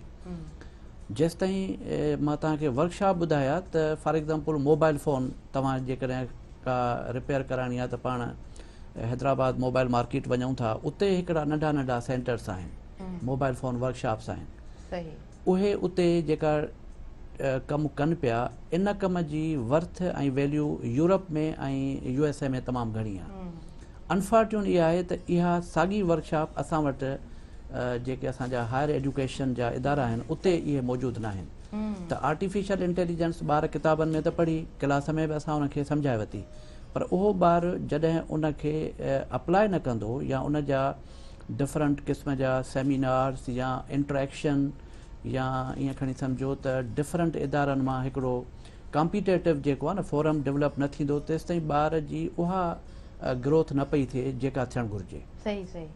त असां वटि इहो आहे त कोलाबोरेटिव जेको हूंदो आहे न, त असां मेहरान यूनिवर्सिटीअ जा आहियूं, असांजो महिमान जेको आहे सो मेडिकल सां वाबस्ता आहे, त अहिड़ा जेके असांजा जेके एजुकेशनल या तइलीम याफ़्ता जेके दोस्त आहिनि या स्टूडेंट आहिनि, जेकॾहिं असां हिकिड़ो रूटीन में महीने खां पोइ 6 महीननि खां पोइ हिकिड़ो प्लेटफॉर्म हुजे जिथे वेही करे असां पंहिंजी एक्सपर्टीज़, जीअं डॉक्टर साहब ॿुधायो त ॿार जी ग्रोथ 1 या 2 सालनि जे लाइ मोस्ट इम्पॉर्टेंट आहे, मां ईअं चवंदुसि त ॿार जी प्राइमरी एजुकेशन हायर एजुकेशन खां वधीक इम्पॉर्टेंट आहे। ऐं असांजो जेको कॉलेज लेवल आहे उहो अञा बि, छाकाणि त इहे बेस्ट स्टोन आहिनि। बिल्डिंग तव्हांजी भली मथे केॾो बि तव्हांजी छित या तव्हांजो स्ट्रक्चर सुठो हुजे, पर फाउंडेशन तव्हांजी वीक आहे त उन बिल्डिंग जो को फ़ाइदो न आहे। असां वेठा आहियूं अहिड़े इदारे में जंहिंमें मां ईअं चवां त असां आहियूं सम्झो त फाउंडेशन खां मथे। हाणे तव्हां फाउंडेशन ई जेको आहे वीक असां वटि आणींदो त असां केतिरी बि आर्टिफिशियल इंटेलिजेंस या डिफरेंट असां स्किल्स ॿार खे सेखारियूं बि सही, त उनजो ओतिरी एडॉप्टेबिलिटी ऐं लर्निंग नथी थिए। सही पिया चओ, बिल्कुलु सही पिया चओ। ऐं जॾहिं असां सभु रोबोट्स ते अची वेंदासीं त उनखे फीड करण वारा असां पाण आहियूं। ऐं ॿी ॻाल्हि त इंसान मशीन खे ठाहियो आहे, मशीन इंसान खे कोन ठाहियो आहे। त इनकमिंग फ्यूचर, छाकाणि त असांजी जेका गुफ़्तगू हले थी त उन में इहे ॻाल्हियूं रखणु तमामु ज़रूरी आहिनि त जेके उनजा फ़ाइदा आहिनि त गॾोगॾु उनजा ओतिरा नुक़सानात बि आहिनि। ऐं हुनजो हिकिड़ो ई रीज़न आहे, छाकाणि त असां उन मशीन खे पाण ई फीड कयूं था त उहो रिज़ल्ट असांखे ॾींदी। ॿी ॻाल्हि तव्हां ॾाढी सुठी कई, ऐं जेका अव्हां बि पहिरीं डिस्कस करे वेठा, त बेसिक आहे जेको उनखे स्ट्रॉन्ग करण जे लाइ जेके बि इक़दामात असां वठूं था उहे इंतिहाई ज़रूरी आहिनि। त अव्हां कीअं डिस्कस कंदव त असांजो जेको बेसिक आहे, ॿार जी जेका बेसिक एजुकेशन आहे उहा कीअं बहितर हुजणु खपे हिन कॉम्पिटेंट टाइम में? जी, मुंहिंजे हिसाब सां इहो आहे त इहो सिर्फ़ु ॿार जो ॾोह न आहे या ॿारु रेस्पॉन्सिबल न आहे। इन में 3 जेके आहिनि सो स्कूल ऑफ थाट्स जेके आहिनि सो रेस्पॉन्सिबल। पहिरियां आहे पेरेंट्स, छाकाणि त ॿार जो पहिरियों स्कूल जेको आहे उहो घरु आहे। घर में जेकॾहिं ॿार जी तरबियत सुठी थी त उहो ॿारु ॿाहिरि पोज़ करे थो पंहिंजो पहिरें स्कूल जी जेका उनजी लर्निंग आहे या टीचिंग आहे। जेको सेकेंड उनजो स्कूल आहे उहो पोइ प्राइमरी, सेकेंडरी, हायर सेकेंडरी ऐं यूनिवर्सिटीज़ उहो अलॻि आहे, पर घरु आहे। असां वटि थिए छा थो त ॿार खे असांजे पेरेंट्स ऐं असांजी सोसाइटीअ अनअटेंडेड छॾे ॾिनो। अनअटेंडेड इन हवाले सां, फॉर एग्ज़ाम्पल अव्हांजो अॼु ही जेको प्रोग्राम आहे उन में अव्हांजा हिकिड़ा कंटेंट्स हूंदा, अव्हांजी प्रिपेरेशन हूंदी, छा ॻाल्हाइणो आहे ऐं कहिड़ा कहिड़ा चैलेंजिस आहिनि, इहो सॼो अव्हां बि स्टडी कई हूंदी। ऐं जेके गेस्ट अचनि था उहे बि उन फील्ड मां त मुयसरु जेको आहे सो माण्हू ॻाल्हाए सघे। असांजो ॿारु जॾहिं स्कूलनि में वञे थो त असांजो पेरेंट उते वञी ॾिसे नथो त ॿारु छा पियो करे। ॿियो असांजो इंटरएक्टिव स्कूल जी एडमिनिस्ट्रेशन ऐं पेरेंट्स जे विच में इंटरएक्टिव सेशन्स कोन था थियनि। त उन में छा आहे त ॿार जो फीडबैक पेरेंट्स खे ख़बर कोन थी पवे। टीचर असांजो इन ॻाल्हि में आहे त ॿारु जेको परफॉर्म करे पियो उहो ठीकु आहे। डॉक्टर साहिबु वेठो आहे, फॉरेन में त ईअं हूंदो आहे त ॿार जे एप्टीट्यूड खे ॾिसी करे उनजी जेको आहे सो साइकी ॾिसी करे ॾिसबो आहे त ॿारु ही एक्टर थींदो, एजुकेशनिस्ट थींदो, मेडिकल डॉक्टर थींदो, या ही जेको आहे सो का ॿी फील्ड वठंदो, एक्टर थींदो, जेको बि आहे। By the behaviour, by the behaviour, by उनजी पर्सनैलिटी, बाय उनजी जेका उनजी अप्रोच आहे, हाउ ही डील्स, या उनजा जेके बि जेके स्किल्स आहिनि, एडॉप्टेबिलिटी, उनजी पर्सनैलिटी, सॼो कुझु। सही सही। असां वटि इहो थिए थो त असां त हिकिड़ो सालनि खां इहो ट्रेंड हुयो त सिंध में स्पेशली त ॿार खे या इंजीनियर थियणो आहे या डॉक्टर थियणो आहे, उहो वञी गुज़िरियल 4-5 सालनि खां ख़तमु थियो आहे ट्रेंड।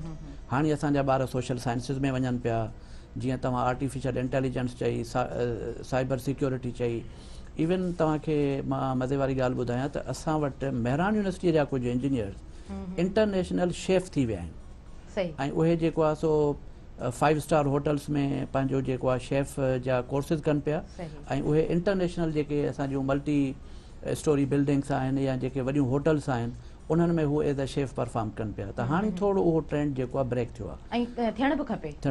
त उन में छा थो थिए त ॾिसो, ॿार जेसि ताईं उनजी इंक्लिनेशन खे पेरेंट, असांजो टीचर, असांजी सोसाइटी न सम्झंदी, उहो ॿारु ओतिरो परफॉर्म न कंदो। डिक्टेशन ॾेई करे तव्हां ॿार खे ज़ोर सां त बाबा तोखे ही करिणो आहे, ही करिणो आहे, ॿारु उहो फॉर पेरेंट सेटिस्फैक्शन या उन्हनि जे चवण ते उहो करे त वरितो, पर एवर लास्टिंग या जेको न ड्यूरेबिलिटी, घणे टाइम ताईं उनजो फ़ाइदो न उन पेरेंट खे पवंदो, न ॿार खे पवंदो, न एज़ अ सोसाइटी असांखे पवंदो। हा, सही पिया चओ। हिकिड़ी ॻाल्हि त तव्हां कई त असां वटि अहिड़ा के सेशन्स कोन था थियनि, कैरियर काउंसलिंग जे लाइ असां वटि काफ़ी सारा प्रॉब्लम्स आहिनि, तो इन शइ खे हेॾां बि शिफ्ट कंदमि, त तव्हां खां बि तव्हांजी राय पुछंदसि त कैरियर काउंसलिंग सेंटर हुजणु असांजी हिन सोसाइटी में को मख़सूस इदारो हुजणु केतिरो ज़रूरी आहे?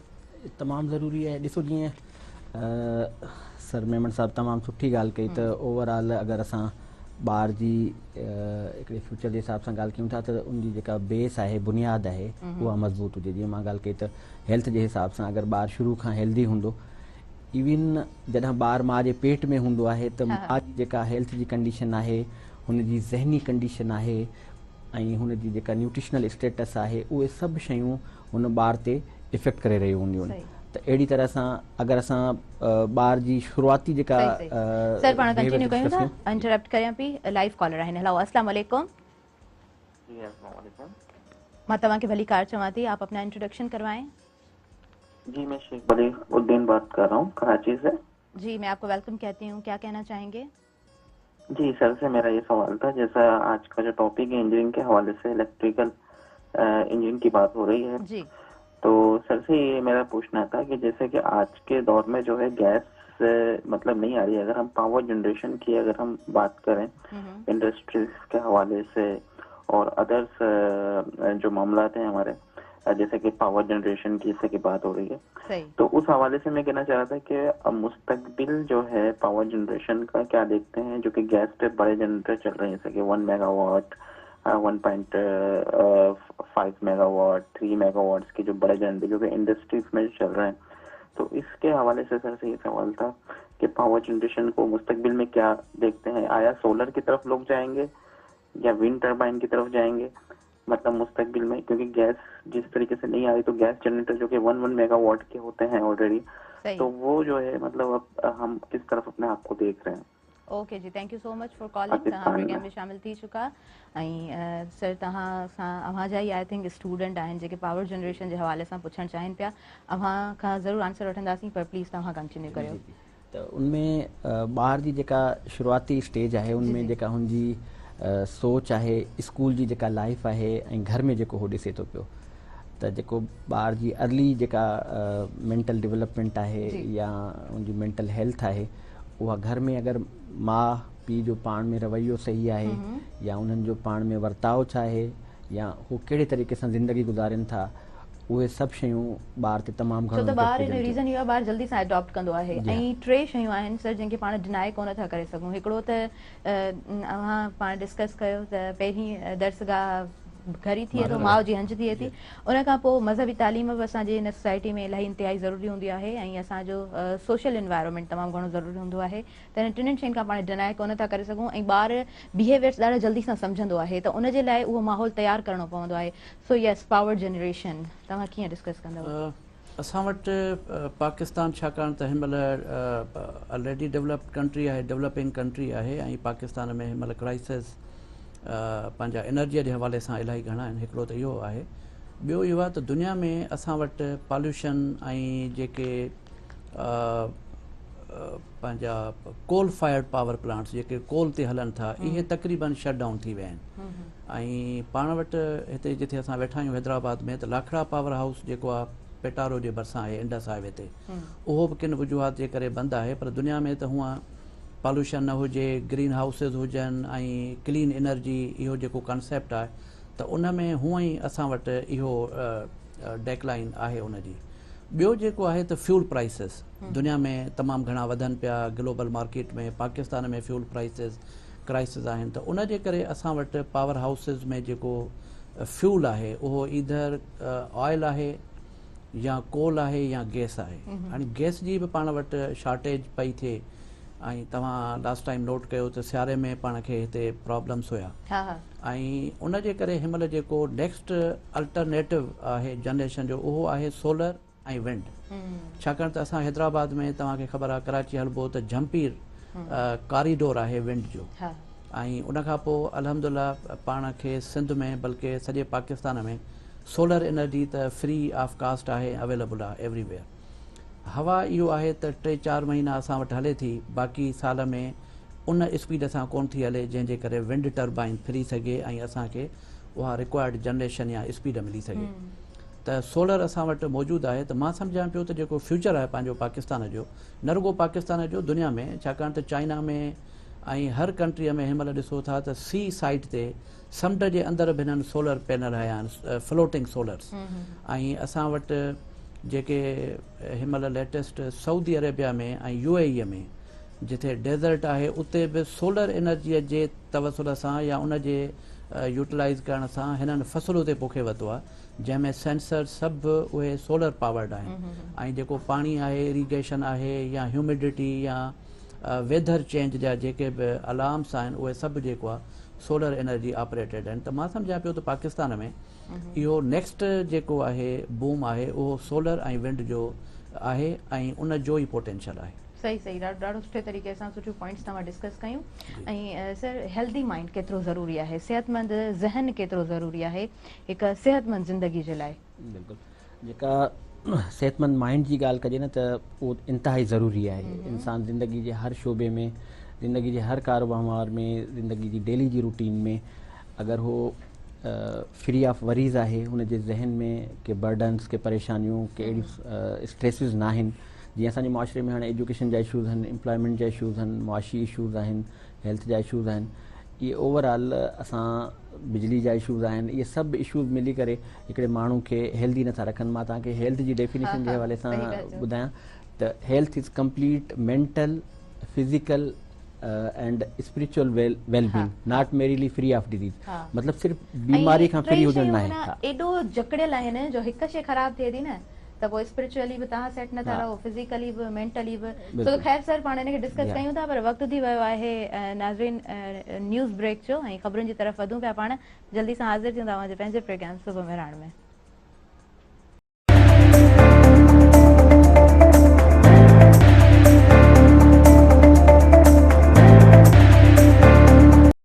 सभिनी ॾिसंदड़नि खे ॿीहर भली कार चवां थी तव्हांजे पंहिंजे प्रोग्राम सुबुह मेहराण में। ऐं टॉपिक ॾाढो असां वटि सुठो हले पियो। प्रोग्राम ओवरऑल जेकॾहिं मां ॻाल्हि कयां त ॾाढो इंफॉर्मेटिव आहे। लाइव कॉलर आहिनि, संदन खे शामिल करियां थी। हेलो, अस्सलाम वालेकुम। हेलो, अस्सलाम वालेकुम। अव्हांखे मुंहिंजो आवाज़ अचे पियो? मूंखे लॻे पियो त कॉल डिस्कनेक्ट थी वई आहे। सो ख़ैर, असां पंहिंजे प्रोग्राम जी तरफ़ अॻियां वधूं था ऐं असां मेंटल पीस जे हवाले सां बि ॻाल्हायूं पिया।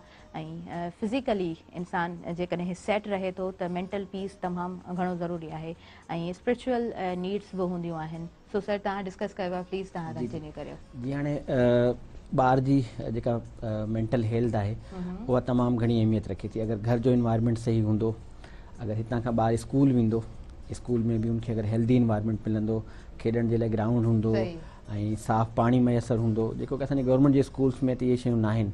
बिजली हुजे, उन्हनि खे वेहण जे लाइ कंफर्टेबल इन्वायरमेंट हुजे ऐं ओवरऑल सफ़ाई सुथराई जे हिसाब सां उन्हनि जो न सिर्फ़ु चेकअप हुजे बल्कि वैक्सीनेशन स्टेटस ॾिठो वञे, न्यूट्रिशनल स्टेटस ॾिठो वञे, उन्हनि जो साइकोलॉजिकल असेसमेंट थी वञे।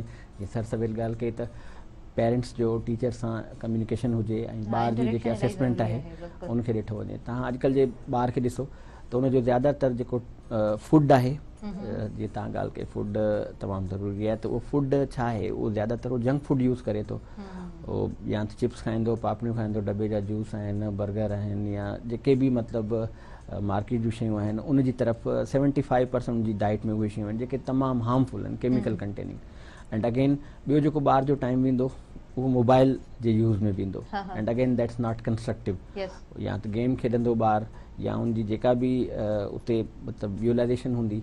दुनिया भर में लखें ॿारड़ा पंहिंजी जेके अखियुनि जी वेहन आहे समात उनखां महरूम बि थी वञनि था, ब्लाइंड बि थियनि था इन जे घणे यूज़ेज जे करे, स्क्रीन टाइम जे करे।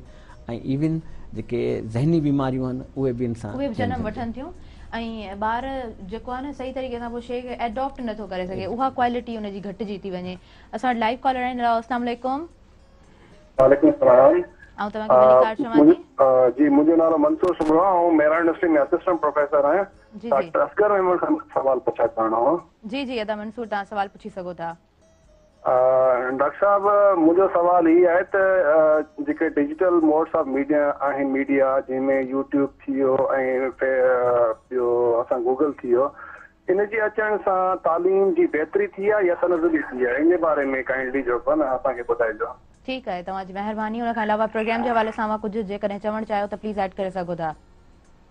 डॉक्टर साहब माशाल्लाह, असांजा जेके तमामु सीनियर प्रोफेसर आहिनि ऐं काफ़ी मेहनती उस्ताद आहिनि ऐं उन्हनि जी जेकी क़ाबिलियतूं आहिनि उहे मेरा यूनिवर्सिटी त पूरी सिंध जे लाइ ॾाढी स्वराज जोगियूं आहिनि। हालांकि साईं खे जेके न अञा वधीक कामयाबी माणे। आमीन आमीन। Thank you so much program में तव्हां शामिल थियो ऐं यकीनन सर जूं जेके ख़िदमतूं आहिनि उहे तारीफ़ जे क़ाबिल आहिनि। ऐं तव्हांजो सवाल बि ॾाढो सुठो आहे त जेके असां वटि डिफरेंट एप्स आहिनि तालीम जे हवाले सां, जेकॾहिं हिन खे ॾिठो वञे त छा इहे असांजे लाइ फ़ाइदेमंद आहिनि या इन जो को ॿियो इस्तेमालु बि थिए पियो? सो सर यस प्लीज़ तव्हां कंटिन्यू करियो। तमामु सुठो सवाल कयो। एक्चुअली छा आहे त सोशल मीडिया उन में ही जेके डिजिटल इंफॉर्मेटिव टेक्नोलॉजी फेसबुक थी वियो या गूगल थी वई आहिनि त एक्चुअली इहे ई शयूं जेके ॿार खे ईअं खणी सम्झो त बॉटम खां वठी टॉप ते वठी सघनि थियूं। असां गूगल खां सवाइ जेके असां रिसर्चर आहियूं या एजुकेशनलिस्ट आहियूं उहे गूगल खां सवाइ ईअं अधूरा आहियूं जीअं को माण्हू स्टिक हुजे ऐं उहा उनखे गाइड करे या को इंफॉर्मेशन को ॾींदो हुजे ऐं उहो माण्हू गुम थी वञे त अहिड़े हिसाब सां त गूगल में जेके असां वटि हर सवाल जो जवाबु आहे। फेसबुक बि ज़रूरी न आहे त रुगो 100% असांजो रुगो कचहरीअ जो हिकिड़ो प्लेटफॉर्म आहे। फेसबुक ते तमामु सुठा इंफॉर्मेशन जा पेजिस पियल आहिनि, अपडेटेड इंफॉर्मेशन आहे, ग्रुप्स आहिनि, पेजिस आहिनि, इवन फोरम्स आहिनि। त उहे तमामु सुठा आहिनि जेकॾहिं स्टूडेंट उन्हनि खे एडॉप्ट करे ऐं उन्हनि खे पॉज़िटिव तरीक़े सां जेका शइ सर्च करणी आहे उन जी पर्सनल लाइफ ते ऐं एजुकेशन ते जेकॾहिं फ़ाइदो थिए उनखे सर्च कंदो ऐं उनखे ट्रेस कंदो त हुनखे ज़रूरु फ़ाइदो थींदो। त मां सम्झां थो त जेको दोस्त सवाल कयो इन जे फेसबुक ऐं गूगल जे अचण सां असांजी एजुकेशन ऐं असांजी इंफॉर्मेशन में वाधारो आयो आहे ऐं वाधारो ईंदो। सही सही बिल्कुलु। ऐं इहे शयूं तमामु ज़रूरी आहिनि। सर तव्हां सां थोरो डिस्कस इन ॻाल्हि ते बि करणु चाहींदमि, जॾहिं तव्हांजो यूनिवर्सिटी जो टाइम हुयो त कीअं स्टडी थींदी हुई, उहे नोट्स ठाहिणा पवंदा हूंदा, काफ़ी रिसर्च करणी पवंदी हूंदी, उहो टाइम तमामु हार्ड हूंदो मुंहिंजे ख़्याल सां। मां ईअं चवंदुसि त उहो दौरु सुठो हुयो। उनजो रीज़न त उन में लर्निंग हूंदी हुई ऐं एप्रिसिएशन हूंदी हुई। सही। तव्हां वटि ॿिनि शयुनि जो जेकॾहिं फुक़दान आहे त उते उन मुआशिरे में तरक़ी थी नथी सघे। नंबर 1 एप्रिसिएशन, साराह कयो, तारीफ़ कयो जेकॾहिं को चङो कमु करे थो। ऐं उनखां पोइ ॿी आहे त उनजी अकाउंटेबिलिटी, जेकॾहिं कंहिं ग़लती कई त उनजी पुछा गुछा थियणु घुरिजे। जॾहिं असां पढ़ंदा हुआसीं 15-16 साल 18 साल पहिरियां एज़ इन में मेहरान यूनिवर्सिटीअ में, त ओॾी महिल छा हूंदो हो त जेकॾहिं को ॿारु परफॉर्म कंदो हो त टीचर चवंदो हो त हीउ ॾिसो सभिनी में हिन जी परफॉर्मेंस बहितरीनु आहे। टीचर उनखे नाले सां सुञाणींदो हो सही ऐं इहो ॿारु फील कंदो हो त अॼु मूंखे टीचर नाले सां सुञातो आहे, इहो वॾो एज़ाज़ु आहे। उन ॿार वटि मोबाइल फ़ोन कोन हूंदी हुई, उन ॿार वटि ॿी का अहिड़ी कचहरीअ जो फेसबुक कोन हुयो जिथे हू सॼो ॾींहुं वेही टाइम विञाए। सही त उहो ऐं ॿियो छा हूंदो हो त जेको ॿार में जेको अॼु मां मिस थो सम्झां ऐं असांजे वक़्त में हुयो उहो इहो हुयो त ॿारु चवंदो हो त क्लास जे अंदरि टीचर सिर्फ़ु मूंखे सुञाणे ऐं मुंहिंजी परफॉर्मेंस खे एक्नॉलेज करे ॿिए कंहिंखे न सुञाणे। पोइ उन में राति ॾींहुं असां पढ़ंदा हुआसीं त सुभाणे जेको बि टीचर सुवालु करे उनजो जवाबु सिर्फ़ु मां ॾियां त जीअं टीचर ऐं सभु दोस्त इहो सम्झनि त हीउ स्टूडेंट जेको आहे सभिनी में होशियारु आहे। अॼुकल्ह ॿारनि में इहो फुक़दान आहे। ॿार ऐं ॿियो इहो हूंदो त असां पंहिंजे हॉस्टल ते रहंदा हुआसीं। सही हॉस्टल ते रहण सां इहो फ़ाइदो थींदो त सॼी सिंध मां बल्कि सॼे पाकिस्तान मां डिफरेंट कल्चर, डिफरेंट ॿोलीअ जा सही था चओ, ऐं हाँ। डिफरेंट जेके घरनि जा ॿार ईंदा हुआ त लर्निंग ॾाढी सुठी थींदी सही हुई। सही हर कंहिंजो पंहिंजो मिज़ाज हूंदो हो, उथण वेहण जो तरीक़ो हूंदो हो, हर कंहिंजी पंहिंजी एक्सेंट हिकिड़ो पंहिंजो हूंदो, एग्ज़ैक्टली हर सही। कंहिंजी पंहिंजी ज़हनी जेका लेवल उहा डिफरेंट हूंदी। त असांजी लर्निंग जेका मां सम्झां थो त अॼुकल्ह जे ॿार जी 50 सालनि में न थिए उहा असांजी 4 सालनि में थी हॉस्टल में।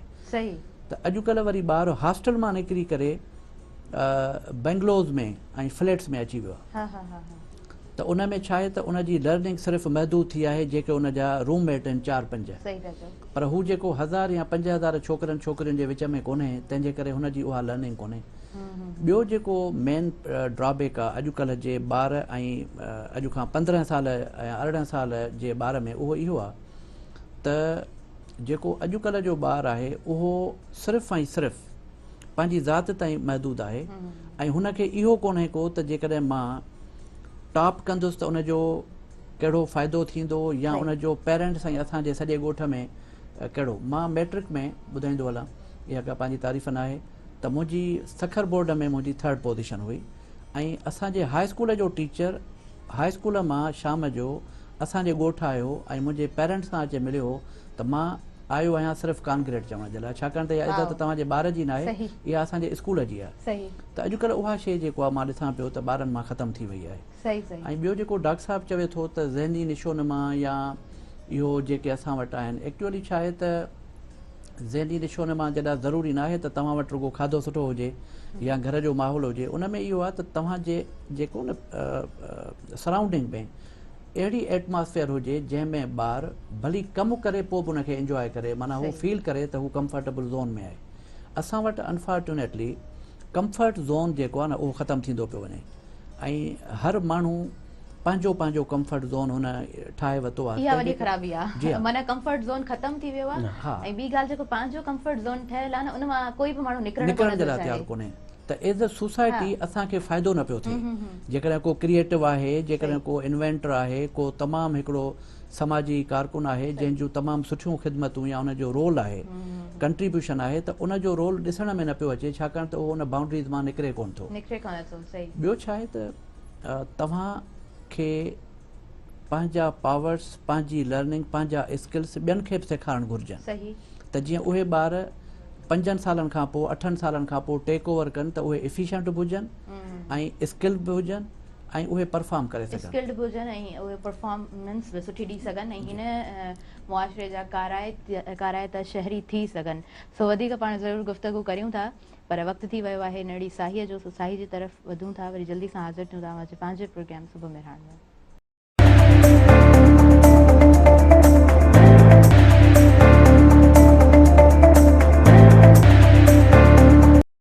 सभिनी ॾिसंदड़नि खे ॿीहर भली कार चवां थी ऐं यकीनन अॼु जी जेका कचहरी आहे काराइती इन हवाले सां आहे त जेके स्टूडेंट्स आहिनि जेके यूनिवर्सिटी जे अंदरि पढ़नि था, ॻाल्हियूं अवां सां अवां जूं ई हलनि पियूं ऐं बहितर आहे त पंहिंजे स्किल्स खे इम्प्रूव कजे ऐं हर माण्हू ॾिठो वञे त काराइतो माण्हू ज़रूरु आहे पर उनखे सुञाणण जी सलाहियत उन इंसान में पाण में आहे। पर हा, असांजो जेको माहौल आहे, असांजो इर्द गिर्द जो माहौल ज़रूरु असरु करे थो, पर पंहिंजी जेका सलाहियत आहे उनखे न विञाइणु खपे। सो इन हवाले सां तव्हांजो बि 2-4 पॉइंट्स मां ॿुधाइणु चाहींदसि जेके तव्हां असांजे व्यूअर सां शेयर कंदव त पंहिंजो पाण खे सुञाणण जे लाइ छा करणु खपे, केतिरो ज़रूरी आहे पंहिंजे स्किल्स खे उजागर करणु। जी, सभ खां पहिरियां त असांजो जेको मुआशिरो आहे, जीअं असांजी ॻाल्हि कई या ओवरऑल मुआशिरे जा जेके फैक्टर आहिनि उहे हर इंसान ते अफेक्ट कनि था। बिल्कुलु जेका असांजी अगरि को माण्हू ॿाहिरि निकिरे थो राति जे टाइम ते, अगरि सिक्योरिटी न आहे त लॉ एंड ऑर्डर सिचुएशन सही न आहे, घरु अचे थो बिजली न आहे ऐं ओवरऑल सैनिटेशन जा इशू, ॿिया प्रॉब्लम्स, त इहे सभु शयूं अगरि जेके दोस्त हुजनि उहे पॉज़िटिव हेल्प में हुजनि ऐं असांजी जेका फैमिली आहे उहा सपोर्टिंग हुजे, टीचर स्टूडेंट्स जो हिकिड़ो सुठो रिलेशन हुजे, उहो बि इनेबलिंग ऐं सपोर्टिंग हुजे ऐं ओवरऑल उन्हनि जो बि तमामु सुठो हुजे, त पोइ वञी करे हिकिड़ो इंटीग्रेटेड इन अप्रोच खां पोइ बहितर शयूं थींदियूं। ऐं इंसान सभ खां पहिरियां त पंहिंजे पाण ते इंसान पंहिंजी क़ाबिलियत ते इन्हनि शयुनि ते भरोसो रखे। अल्लाह ताला अशरफुल मखलूक़ात ठाहियो आहे इंसान खे, त इंसान मायूसी जी तरफ़ कतई बि न वञे, हर मायूसी की तरफ न वधे। लाइव कॉलर आहिनि। हेलो अस्सलाम वालेकुम। वालेकुम सलाम, कैसी है ताहिरा? ठीक है? अल्हम्दुलिल्लाह बिल्कुल ठीक आहियां। तव्हां पंहिंजो तारीफ़ कराईंदा? तव्हां पंहिंजो तारीफ़? मुंहिंजी आवाज़ अचे थी? जी जी, तव्हांजो आवाज़ बिल्कुलु अचे पियो। तव्हां पंहिंजो नालो ॿुधायो? ईशा ॻाल्हाए थी। जी ईशा, कीअं आहियो? ठीकु आहियो? ॾाढो सुठो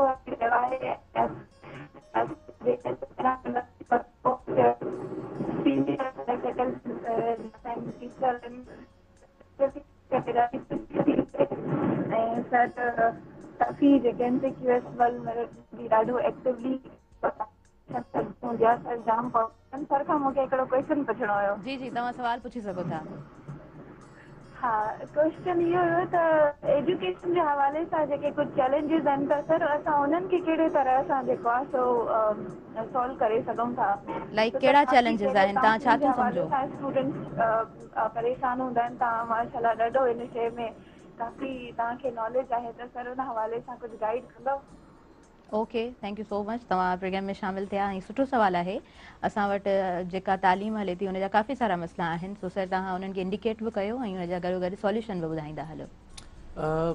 असां वटि एजुकेशन जे हवाले सां हिकिड़ो त जेको स्टूडेंट में मसइलो मां ॾिसां पियो उहो इहो आहे त हू पाण डिसाइड न पिया करे सघनि, ख़ासि तरह सां फाइनल ईयर में, त हुननि खे कहिड़ा प्रोजेक्ट खणणु खपनि ऐं उन्हनि प्रोजेक्ट खणण सां फ़ाइदो ऐं नुक़सानु कहिड़ो आहे। असां वटि स्टूडेंट उन टीचर वटि उहो प्रोजेक्ट खणण जे लाइ राज़ी थिए थो जेको लीनियंट आहे, ऐं स्टूडेंट सम्झे थो त इहा शॉर्टकट आहे, मूंखे मार्कूं मिली वेंदियूं, टीचर लीनियंट आहे। पर इहो एक्चुअली चैलेंज कोन्हे। चैलेंज इहो आहे त स्टूडेंट ॾिसे त ग्लोबल मार्केट में संदसि पोज़ीशन किथे बीठी आहे ऐं अॻियां इहो जॉब हंट करणु या स्कॉलरशिप हंट करण जे लाइ हुन वटि स्किल्स कहिड़ा खपनि। सही।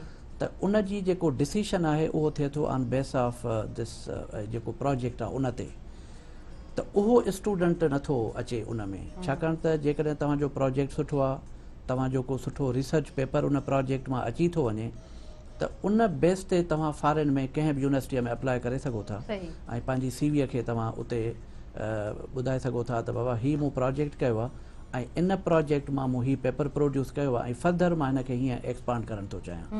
त पोइ उन जो जॉब मार्केट बि उन स्टूडेंट जो आहे, उन जी जेका उन पढ़ाई कई आहे उन जी वर्थ बि आहे ऐं उनखे हिकिड़ो ट्रू या हिकिड़ो सही डायरेक्शन में उहो वञी सघे थो। त इहे चैलेंजिस आहिनि जिन खे स्टूडेंट जेको आहे इन तरीक़े सां त ग्लोबल मार्केट में ॾिसे, पंहिंजी पोज़ीशन खे असेस करे, इवेल्युएट करे, प्रॉपर गाइडेंस जी तमामु घणी ज़रूरत आहे। अच्छा, हूअं त अवां उस्ताद आहियो ऐं यकीनन पंहिंजी बिरादरी जी हिमायत कंदव जी, सो वरी बि मां पुछणु चाहियां थी त यूनिवर्सिटी जे अंदरि टीचर्स जो ऐं स्टूडेंट्स जो इंटरेक्शन कीअं रहे थो? टीचर्स केतिरा हिमायती हूंदा आहिनि स्टूडेंट्स जे स्टडी जे हवाले सां? बहरान यूनिवर्सिटी हिन महिल सिंध में बल्कि पाकिस्तान में लीडिंग यूनिवर्सिटी आहे।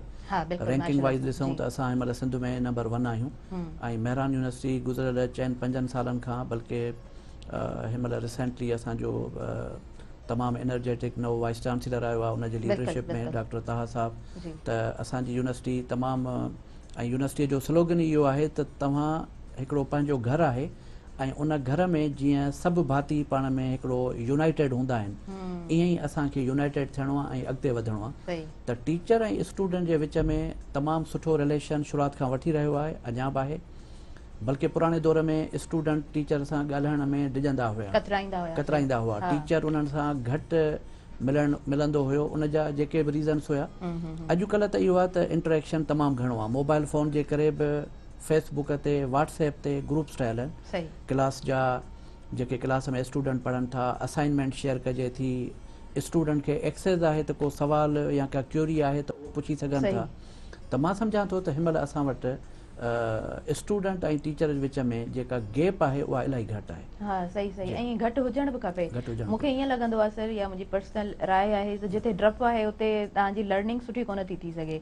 सो डॉक्टर असां वटि मौजूदु आहिनि, इन डप खे भला कीअं ख़तमु कजे, तव्हां छा था सम्झो? बिल्कुलु इहो जेको डप आहे जीअं एजुकेशन में या हाणे त ॿार खे अगरि स्कूल में मार मिले या घर में अगरि मार मिले फिज़िकल, उन खां बहितर इहो हूंदो आहे त उहो जेको वालदेन जो जेको डपु आहे या वालदेन जी उहा वधीक इम्पोर्टेंस रखे थी, बजाए के को उन्हनि खे फिज़िकल थ्रेट हुजे। उन जा तमामु घणा ज़हन ते साइकोलॉजिकल हेल्थ ते नेगेटिव इम्पैक्ट पवंदा आहिनि। ॿारनि खे जंहिं तरीक़े सां शुरूआती जेका एजुकेशन आहे या घर जी जेका तरबियत आहे उनमें पाण सां हिकु दोस्त करे उन्हनि खे अॻिते वठी हलिजे, उहो बहितर तरीक़ो हूंदो आहे। सही सही सही, त जीअं ॿार जे मथां उहो प्रेशर न पवे।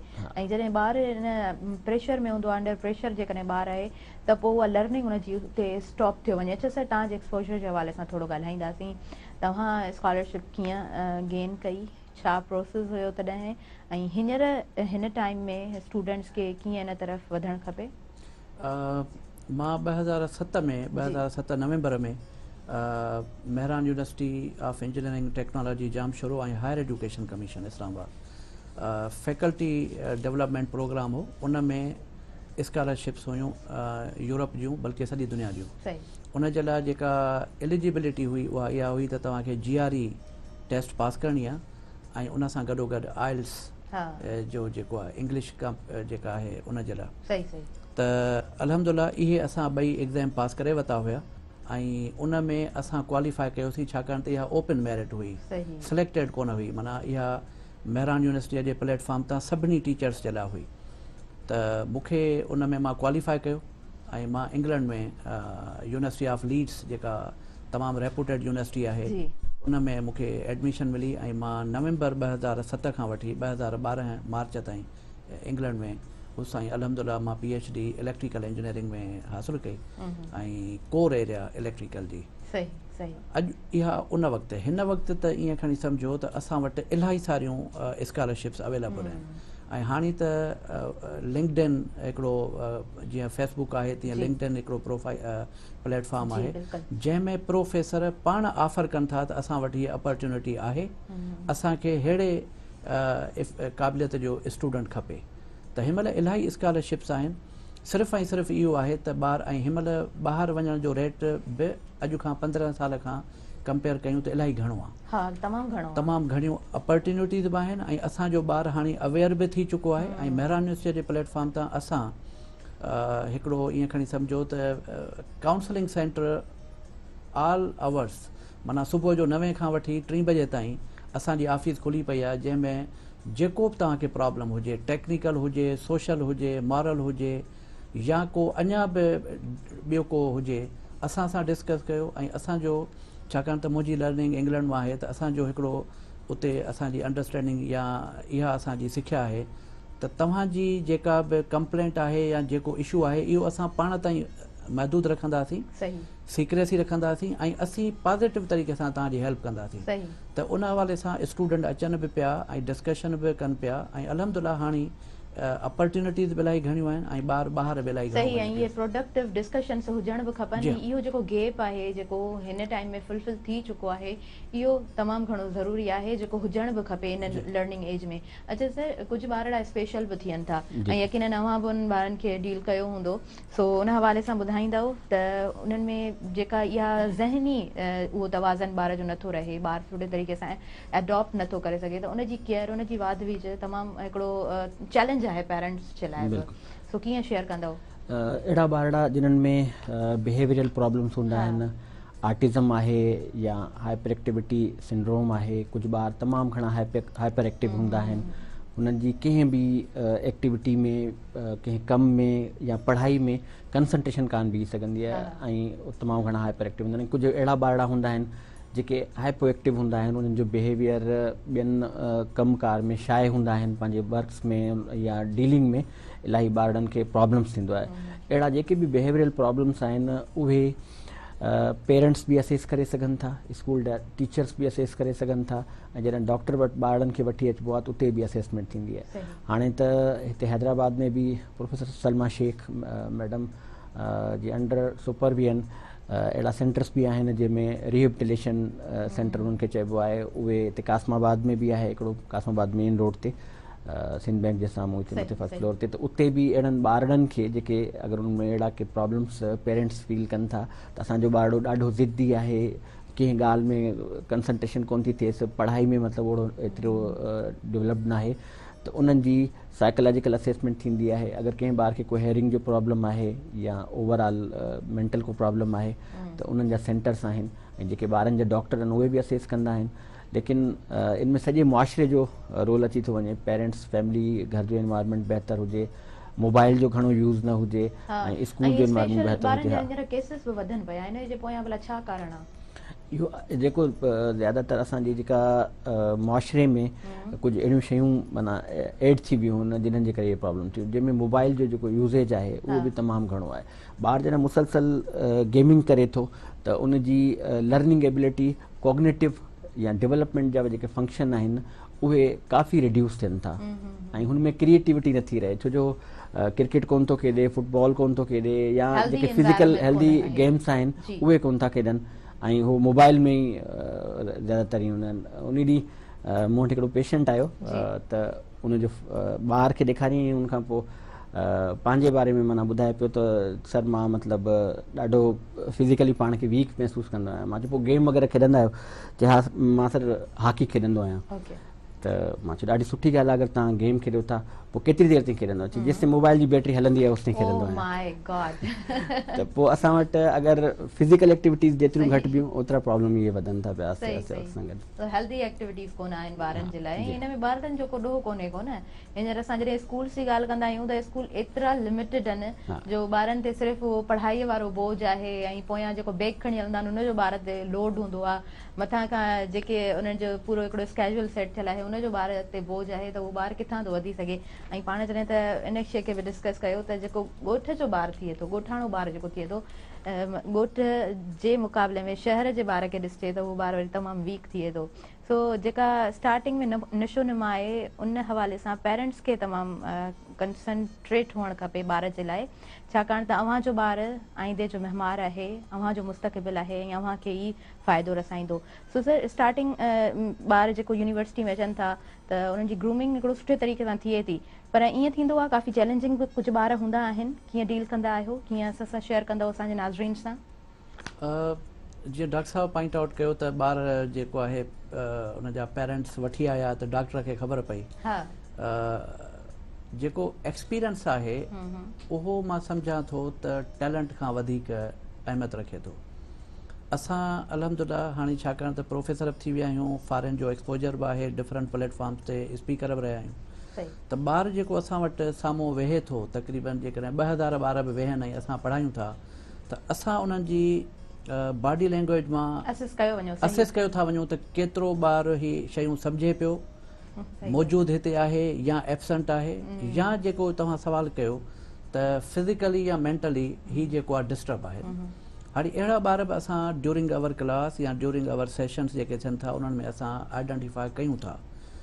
पोइ मुंहिंजी जेका तरीक़ो हूंदो आहे उन्हनि ॿारनि सां त असां उन्हनि खे न छिड़ब ॾींदा आहियूं, न दड़को ॾींदा आहियूं, उन्हनि खे ॾाढो आराम सां कंसोलेटरी हिकिड़ी एडवाइस या सजेशन या इंटरेक्शन कंदा आहियूं, ऐं मां उन्हनि खे पर्सनली पंहिंजे ऑफिस में अलॻि घुराईंदो आहियां, ऐं उन्हनि खां मां वेही आराम सां उन्हनि खां पुछंदो आहियां तव्हांजा कहिड़ा प्रॉब्लम्स आहिनि।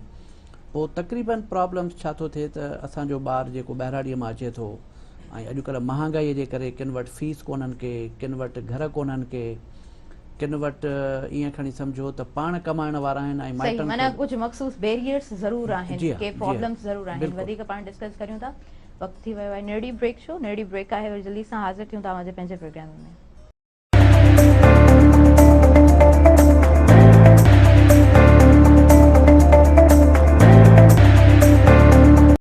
सभी ॾिसंदड़नि खे वेर भलीकार चवां थी अवां जे पंहिंजे प्रोग्राम में ऐं लाइव कॉलर आहिनि उन्हनि खे पाण शामिल करियूं था। हेलो अस्सलाम वालेकुम।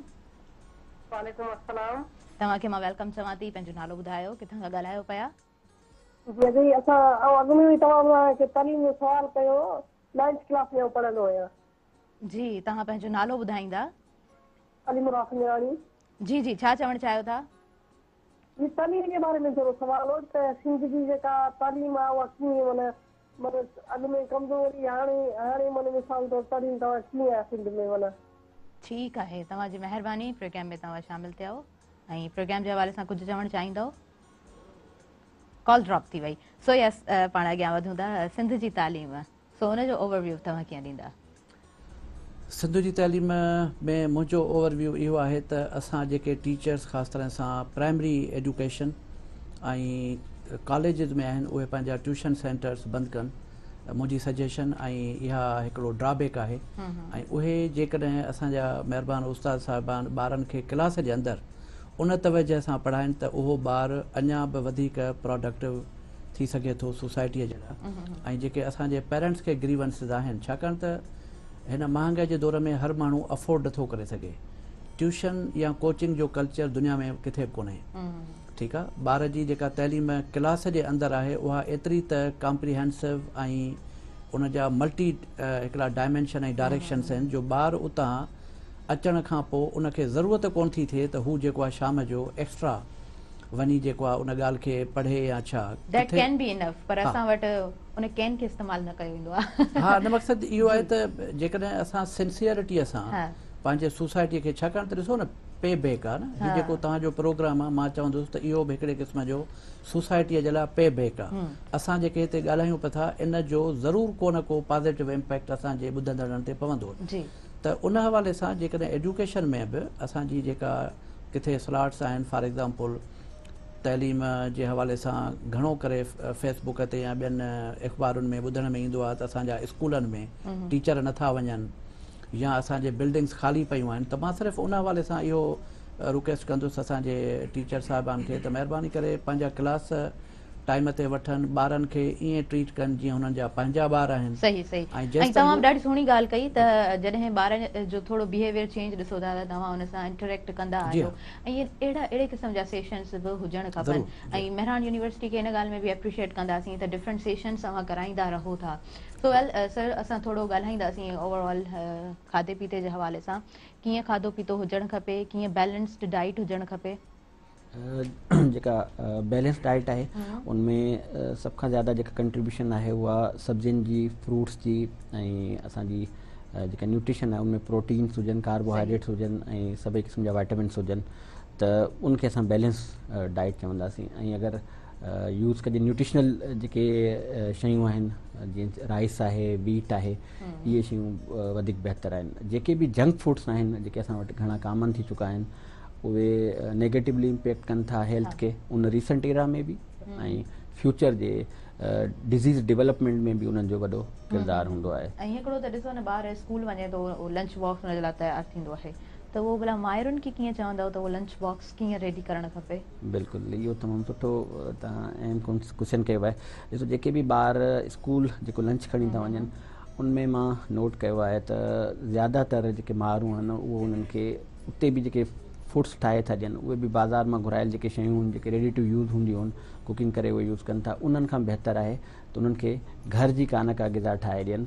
उहा जेका होम मेड जेका डाइट आहे उहा उन्हनि जे लाइ हेल्दी हूंदी ऐं उहा उन्हनि जे लाइ तमामु बहितर आहे। ॾिसो, पाकिस्तान में हींअर 4 मतिलबु करोड़ जे लॻभॻि डायबिटीज़ जा पेशेंट आहिनि। डायबिटीज़ जॾहिं इंसानु मिडिल एज में अचे थो या चाइल्डहुड डायबिटीज़ बि वधे पई ऐं उन में तमामु घणो इन ग़िज़ा जो, लेक ऑफ एक्सरसाइज़ जो, असांजी जेका हेल्दी लाइफ स्टाइल खां असां जेतिरो परे वञूं था पिया उहे सभु उनमें अहम किरदारु अदा कनि था। त असां अगरि प्रिवेंटिव साइड ते सोचूं त ॾिसो, डेवलपिंग कंट्रीज़ में हाणे इन्फेक्शन ई कोन्हनि। पाकिस्तान में लखें ॿारड़ा हर साल डायरिया जे करे मरनि था। दुनिया में डायरिया जे करे जेके डेवलप कंट्रीज़ आहिनि उते डेथ्स न आहिनि। नमूनिया जे करे सॼी दुनिया में 8 लाख ॿारड़ा मरनि था ऐं पाकिस्तान में बि लखें ॿार फौत थियनि था। त पाकिस्तान उनमें टॉप जो कंट्रीब्यूटर आहे। ऐं इहे शयूं डिज़ीज़ जेके बि आहिनि इहे वैक्सीन प्रिवेंटेबल आहिनि अगरि असां डाइटरी सभई शयुनि जो ख़्यालु रखूं, उन्हनि जे हिसाब सां सफ़ाई सुथराई हाइजीन ऐं इन्हनि नंढनि नंढनि शयुनि सां उहे सभु शयूं बहितर थी सघनि थियूं। त उन में जेके पॉलिटिकल विल हुजे, असांजे माण्हुनि जी जेको आहे सो पॉज़िटिव रोल हुजे, सुठी एजुकेशन हुजे, सभु को पंहिंजो सही रोल करे त इन्हनि काफ़ी शयुनि खे असां टैकल उन हिसाब सां करे सघूं था। सुठी न्यूट्रिशन तमामु घणो इम्पोर्टेंट असांजो हुअणु खपे, जेको इंतिहाई ज़रूरी आहे पंहिंजे लाइ, असांजे हिन मुआशिरे जे लाइ। सो सर, वधीक तव्हां सां मां इन ॻाल्हि ते बि डिस्कस करणु चाहींदमि, छाकाणि त तव्हांजे एक्सपीरियंस सां गॾोगॾु एक्सपोजर तमामु सुठो आहे, त हेल्दी लाइफ स्टाइल खे तव्हां कीअं ॾिठो आहे? जेको डॉक्टर साहब हिन महिल ॻाल्हि कई आहे, मुंहिंजो पहिरियों सुवाल हो, त उन्हनि में मां सर पहिरीं कॉल वठी वठूं। श्योर। हेलो, अस्सलाम वालेकुम। अब्दुर्रहमान समूह टंडोला। जी जी। ख़ुशि आहियो? ज़ोरी ज़ोर। हा, अल्हम्दुलिल्लाह, बिल्कुलु ठीकु आहियां। तव्हां ॿुधायो, ठीकु आहियो? हेलो। जी जी, तव्हांजो आवाज़ अचे पियो। जी बिल्कुलु अचे पियो। हा, ऐं पंहिंजे उस्ताद साहिबान खां सुवाल आहे त सिंधी अदब खे असांजे ॿारनि ताईं पहुचाइण जे लाइ कहिड़ो किरदारु अदा कयो आहे? छो जो असांजो सिंधी अदब तमामु वॾो अदब आहे जेको असांजे ॿारनि में पैदा न कयो थो वञे। असांजो हिकिड़ो जेको दोस्त हो अकबर लिगारी साहिबु, हुन सिंधी अदब जो मुख़्तसर जाइज़ो लिखियो जेको तमामु ज़बरदस्त आहे। सभई शाइर मुफ़क्कर दुनिया जा सभु तारीख़ हुन में आहे। इहो जेकॾहिं असीं पंहिंजे ॿारनि में रसायूं त उन्हनि जी निशो निमा वधीक बहितर थींदी। सही पिया चओ, सही पिया चओ। तव्हांजी महिरबानी, सुठो सवाल तव्हां कयो आहे। प्रोग्राम में तव्हां शामिल थी चुका हो ऐं यकीनन प्रोग्राम तरफ़ असां अॻियां वधंदासीं। सिंधी अदब जे हवाले सां जेकॾहिं पाण ॻाल्हायूं त उहो असांजो डिस्कशन तमामु तवील थी वेंदो ऐं इहो हिकिड़ो अलॻि टॉपिक थी वेंदो।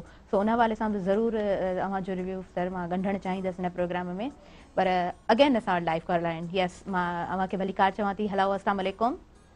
वालेकुम सलाम। अजी नसीर सोलंकी मातली खां। जी नसीर, कीअं आहियो? ठीकु आहियो? हेलो, तव्हांजो आवाज़ अचे पियो, छा चवणु चाहींदव? जी जी, अॼु जेको तव्हांजो टॉपिक हले पियो, तव्हांजी जेकी ॻाल्हि हली पई त उस्ताद ऐं शागिर्द विच में जेको शागिर्द खे ख़ौफ़ आहे उहो ख़तमु कीअं कजे। सही। त इन ते असां इहो आहे त उस्ताद ऐं शागिर्द में जेको ख़ौफ़ आहे उहो ख़ौफ़ आउं सम्झां थो त जेको उस्ताद जे पारां शागिर्द में अॼु जो ख़ौफ़ हूंदो आहे। असां वटि तक़रीबन मातली में असां ॾिठा आहिनि काफ़ी अहिड़ा स्कूल कॉलेज, त उन्हनि में ईअं आहे त उस्ताद ऐं शागिर्द पाण में हिकिड़ो दोस्ताणो रवैयो आहे। सही। उनजो असां वटि ज़िंदा मिसाल आहे त मातली जो बॉयज़ जेको डिग्री कॉलेज आहे हुन में नओं हिकिड़ो प्रिंसिपल आयो आहे ऐं मुनीर गुरड़ो। सही। उहो हिकिड़ी रवायत विझे पियो त शागिर्दनि सां गॾिजी हर रोज़ पंहिंजी ऑफिस में शागिर्दनि खे घुराए थो ऐं उन्हनि सां कचहरियूं मुख़्तलिफ़ मौज़ुअनि ते ॻाल्हि ॿोल, उन खां पोइ ड्राइंग ते काफ़ी बेस मुबाहिसा, इहे शयूं थियनि। उन खां पोइ मातली जो मिडल स्कूल आहे, उनजो हिकिड़ो टीचर आहे साईं इखलाक अहमद चांग। हुन पे इहा पंहिंजी माना हिकिड़ी रवायत क़ाइमु कई आहे उस्तादनि खां ऐं शागिर्दनि खां माना हिकिड़ो दोस्ताणो हिसाब आहे। पोइ हुनजो खाली स्कूलनि में न बल्कि रोड रस्तनि ते किथे मिलंदे जुलंदे होटलुनि ते ईअं ई माना तइलीमी मसइलनि ते या तइलीम ते पढ़ण लिखण ते काफ़ी माना कचहरियूं। तो उस्ताद सभिनी उस्तादनि खे मुंहिंजी सम्झ में त ईअं करणु घुरिजे त शागिर्दनि सां हिकिड़ो दोस्ताणो रवैयो हुजणु खपे। सही सही। त इहो जेको पुराणी जेकी रवायत आहे इहा ख़तमु थी सघे थी। सही, ज़बरदस्त, सुठी ॻाल्हि ॻंढी आहे तव्हां बि। तव्हांजी महिरबानी, प्रोग्राम में शामिल थी चुका सो यस सर, प्लीज़ तव्हां कंटिन्यू करियो त हिकिड़ो सुठो हेल्दी इन्वायरमेंट कीअं ॾिठो आहे तव्हां? जेका सवेल डॉक्टर साहब ॻाल्हि कई त इंग्लैंड में ईअं हूंदो हो त ॿारनि जो जेको खाधो ॿार खणी ईंदा हुआ उन्हनि जे लाइ उते फूड इंस्पेक्टर्स या टीचर्स में बि हिकिड़ा डेडिकेटेड टीचर्स हूंदा हुआ जिन जो कमु हूंदो हो त उहो फूड खे इंस्पेक्ट कयो त उहो हेल्दी आहे या न आहे। मां खोड़ मुख़्तलिफ़ मरहलनि ते ईअं बि ॾिठो त पुलिस वारा उन्हनि पेरेंट्स वटि आया त तव्हांजे ॿार जो खाधो सही न हो, जेकॾहिं सुभाणे या परीहं हीउ खाधो अहिड़ो डाइट न वियो त तव्हांखे असां गिरफ़्तार कंदासीं। एतिरी मॉनिटरिंग हूंदी हुई जेका अनफॉर्चुनेट असांजे कंट्रीअ में त आहे कोन। ऐं डॉक्टर साहब पॉइंट आउट कयो त इहो सॼो खाधे जे जेको आहे सो उन हेल्दी खाधे न हुजण जे करे। सही था चओ। ॿियो जेको क्विकली अधे महिमान हिकिड़े सवाल कयो पंहिंजे दोस्त त अदब जेको आहे असांजो जेको तइलीम में प्राइमरी ऐं मैट्रिक ताईं बल्कि यूनिवर्सिटीअ में बि असांजो सिंधी सब्जेक्ट्स आहिनि। उन में जेके असांजा सिंधी जेको नसुर आहे उन में सिंधी अदब मुंहिंजे ख़्याल में डायरेक्टली रिलेटेड आहे। त असांजा उस्ताद उन कंटेंट्स में त उन ज़ोन में त पढ़ाइनि पिया उन कंटेंट सां बेस ते। बाक़ी जेको सिंधी अदब आहे त उन में असांजी जेका मीडिया आहे उन्हनि खे बि रोल अदा करणु घुरिजे ऐं स्पेशली असांजा जेके प्राइमरी उस्ताद साहिबान आहिनि उहे जेकॾहिं उन हवाले सां अॻिते अचनि त इहो ॾाढो पॉज़िटिव थींदो। सही टियों जेको सुवाल हो त टीचर ऐं स्टूडेंट जे विच में जेको नओं ट्रेंड आहे त होटलुनि ते वेहो या छा, मां उन जी सख़्तु मुखालफ़त कंदुसि, छाकाणि त टीचर ऐं स्टूडेंट जे विच में जेकॾहिं टियों माण्हू अचे ॾिसे त उनखे लॻे त हीउ टीचर आहे, हीउ स्टूडेंट आहे, मां हिन ॻाल्हि जो क़ाइल आहियां। टीचर अलॻि हुजे, स्टूडेंट अलॻि हुजे, बाउंड्री ज़रूरु हुजनि, छाकाणि त टीचर हिकिड़ो रोल मॉडल आहे। उन स्टूडेंट सां इंटरेक्शन जो कॾहिं बि इहो मक़सदु न आहे त उहो टीचर पंहिंजे उन रोल मॉडल खां हटी वियो आहे या स्टूडेंट पंहिंजे सिखण वारी तरबियत वारी उन ज़ोन मां निकिरी वियो आहे। त इन हवाले सां मां इन ॻाल्हि जो क़ाइल आहियां त हिकिड़ी बाउंड्री ज़रूरु हुजे जंहिंमें इंटरएक्टिव तव्हांजी चैट या ईअं खणी सम्झो त इस्लाह वारी कचहरी या ॻाल्हि ॿोल ज़रूरु थिए, पर बाउंड्रीज़ पाण में हुजनि त बहितर आहे। सही बहितर आहे ऐं इहा ॻाल्हि तमामु बहितर थींदी जेकॾहिं असां इन्हनि सभिनीनि शयुनि खे गॾोगॾु खणंदा हलंदासीं, छाकाणि त हिकु सुञाणप त हुजणु खपे न त हीउ उस्ताद आहे ऐं हीउ शागिर्द आहे। जेकॾहिं इहे शयूं विटिजी वेंदियूं त पोइ छा थो असां वटि। सही, बिल्कुलु। अच्छा, हुन खां अलावा सर तव्हांजे एक्सपीरियंस जे हवाले सां बि हिकिड़ो त सुठो कमु अव्हां कंदा हलो पिया, सो अवेयरनेस जे हवाले सां सुठा सेशन्स बि हलनि पिया अव्हांजी इंस्टीट्यूट जे अंदरि, सो हिकिड़ो बहितरीनु इदारो आहे अव्हांजो। इहे सेशन्स छा था सम्झो केतिरा काराइता आहिनि? असां वटि हिन महिल डिफरेंट प्लेटफॉर्म्स यूनिवर्सिटीअ जे अंदरि आहिनि ऐं उन में असां रुगो सख़्ती कोन पिया कयूं त सिर्फ़ु असांजा शागिर्द ई असां वटि अचनि, उहे ओपन फोरम्स आहिनि ऐं असां ऑनलाइन सेशन्स कयूं पिया जंहिंमें एक्सेस हर माण्हूअ खे आहे। असां वटि इंटरनेशनल जेके फोरम्स आहिनि उन्हनि जा जेके लाइव सेशन्स आहिनि उहे असां अटेंड पिया कयूं, असांजा स्टूडेंट अटेंड पिया कनि। ऐं मां तव्हांखे ॿुधायांव त असीं हिन महिल जेके पाकिस्तान जे अंदरि या दुनिया में जेके बि इंटरनेशनल कॉन्फ्रेंस थियनि पियूं उन्हनि में या त असीं हितां स्पीकर थी उते वञूं पिया या पंहिंजो पेपर उते प्रेज़ेंट पिया कयूं।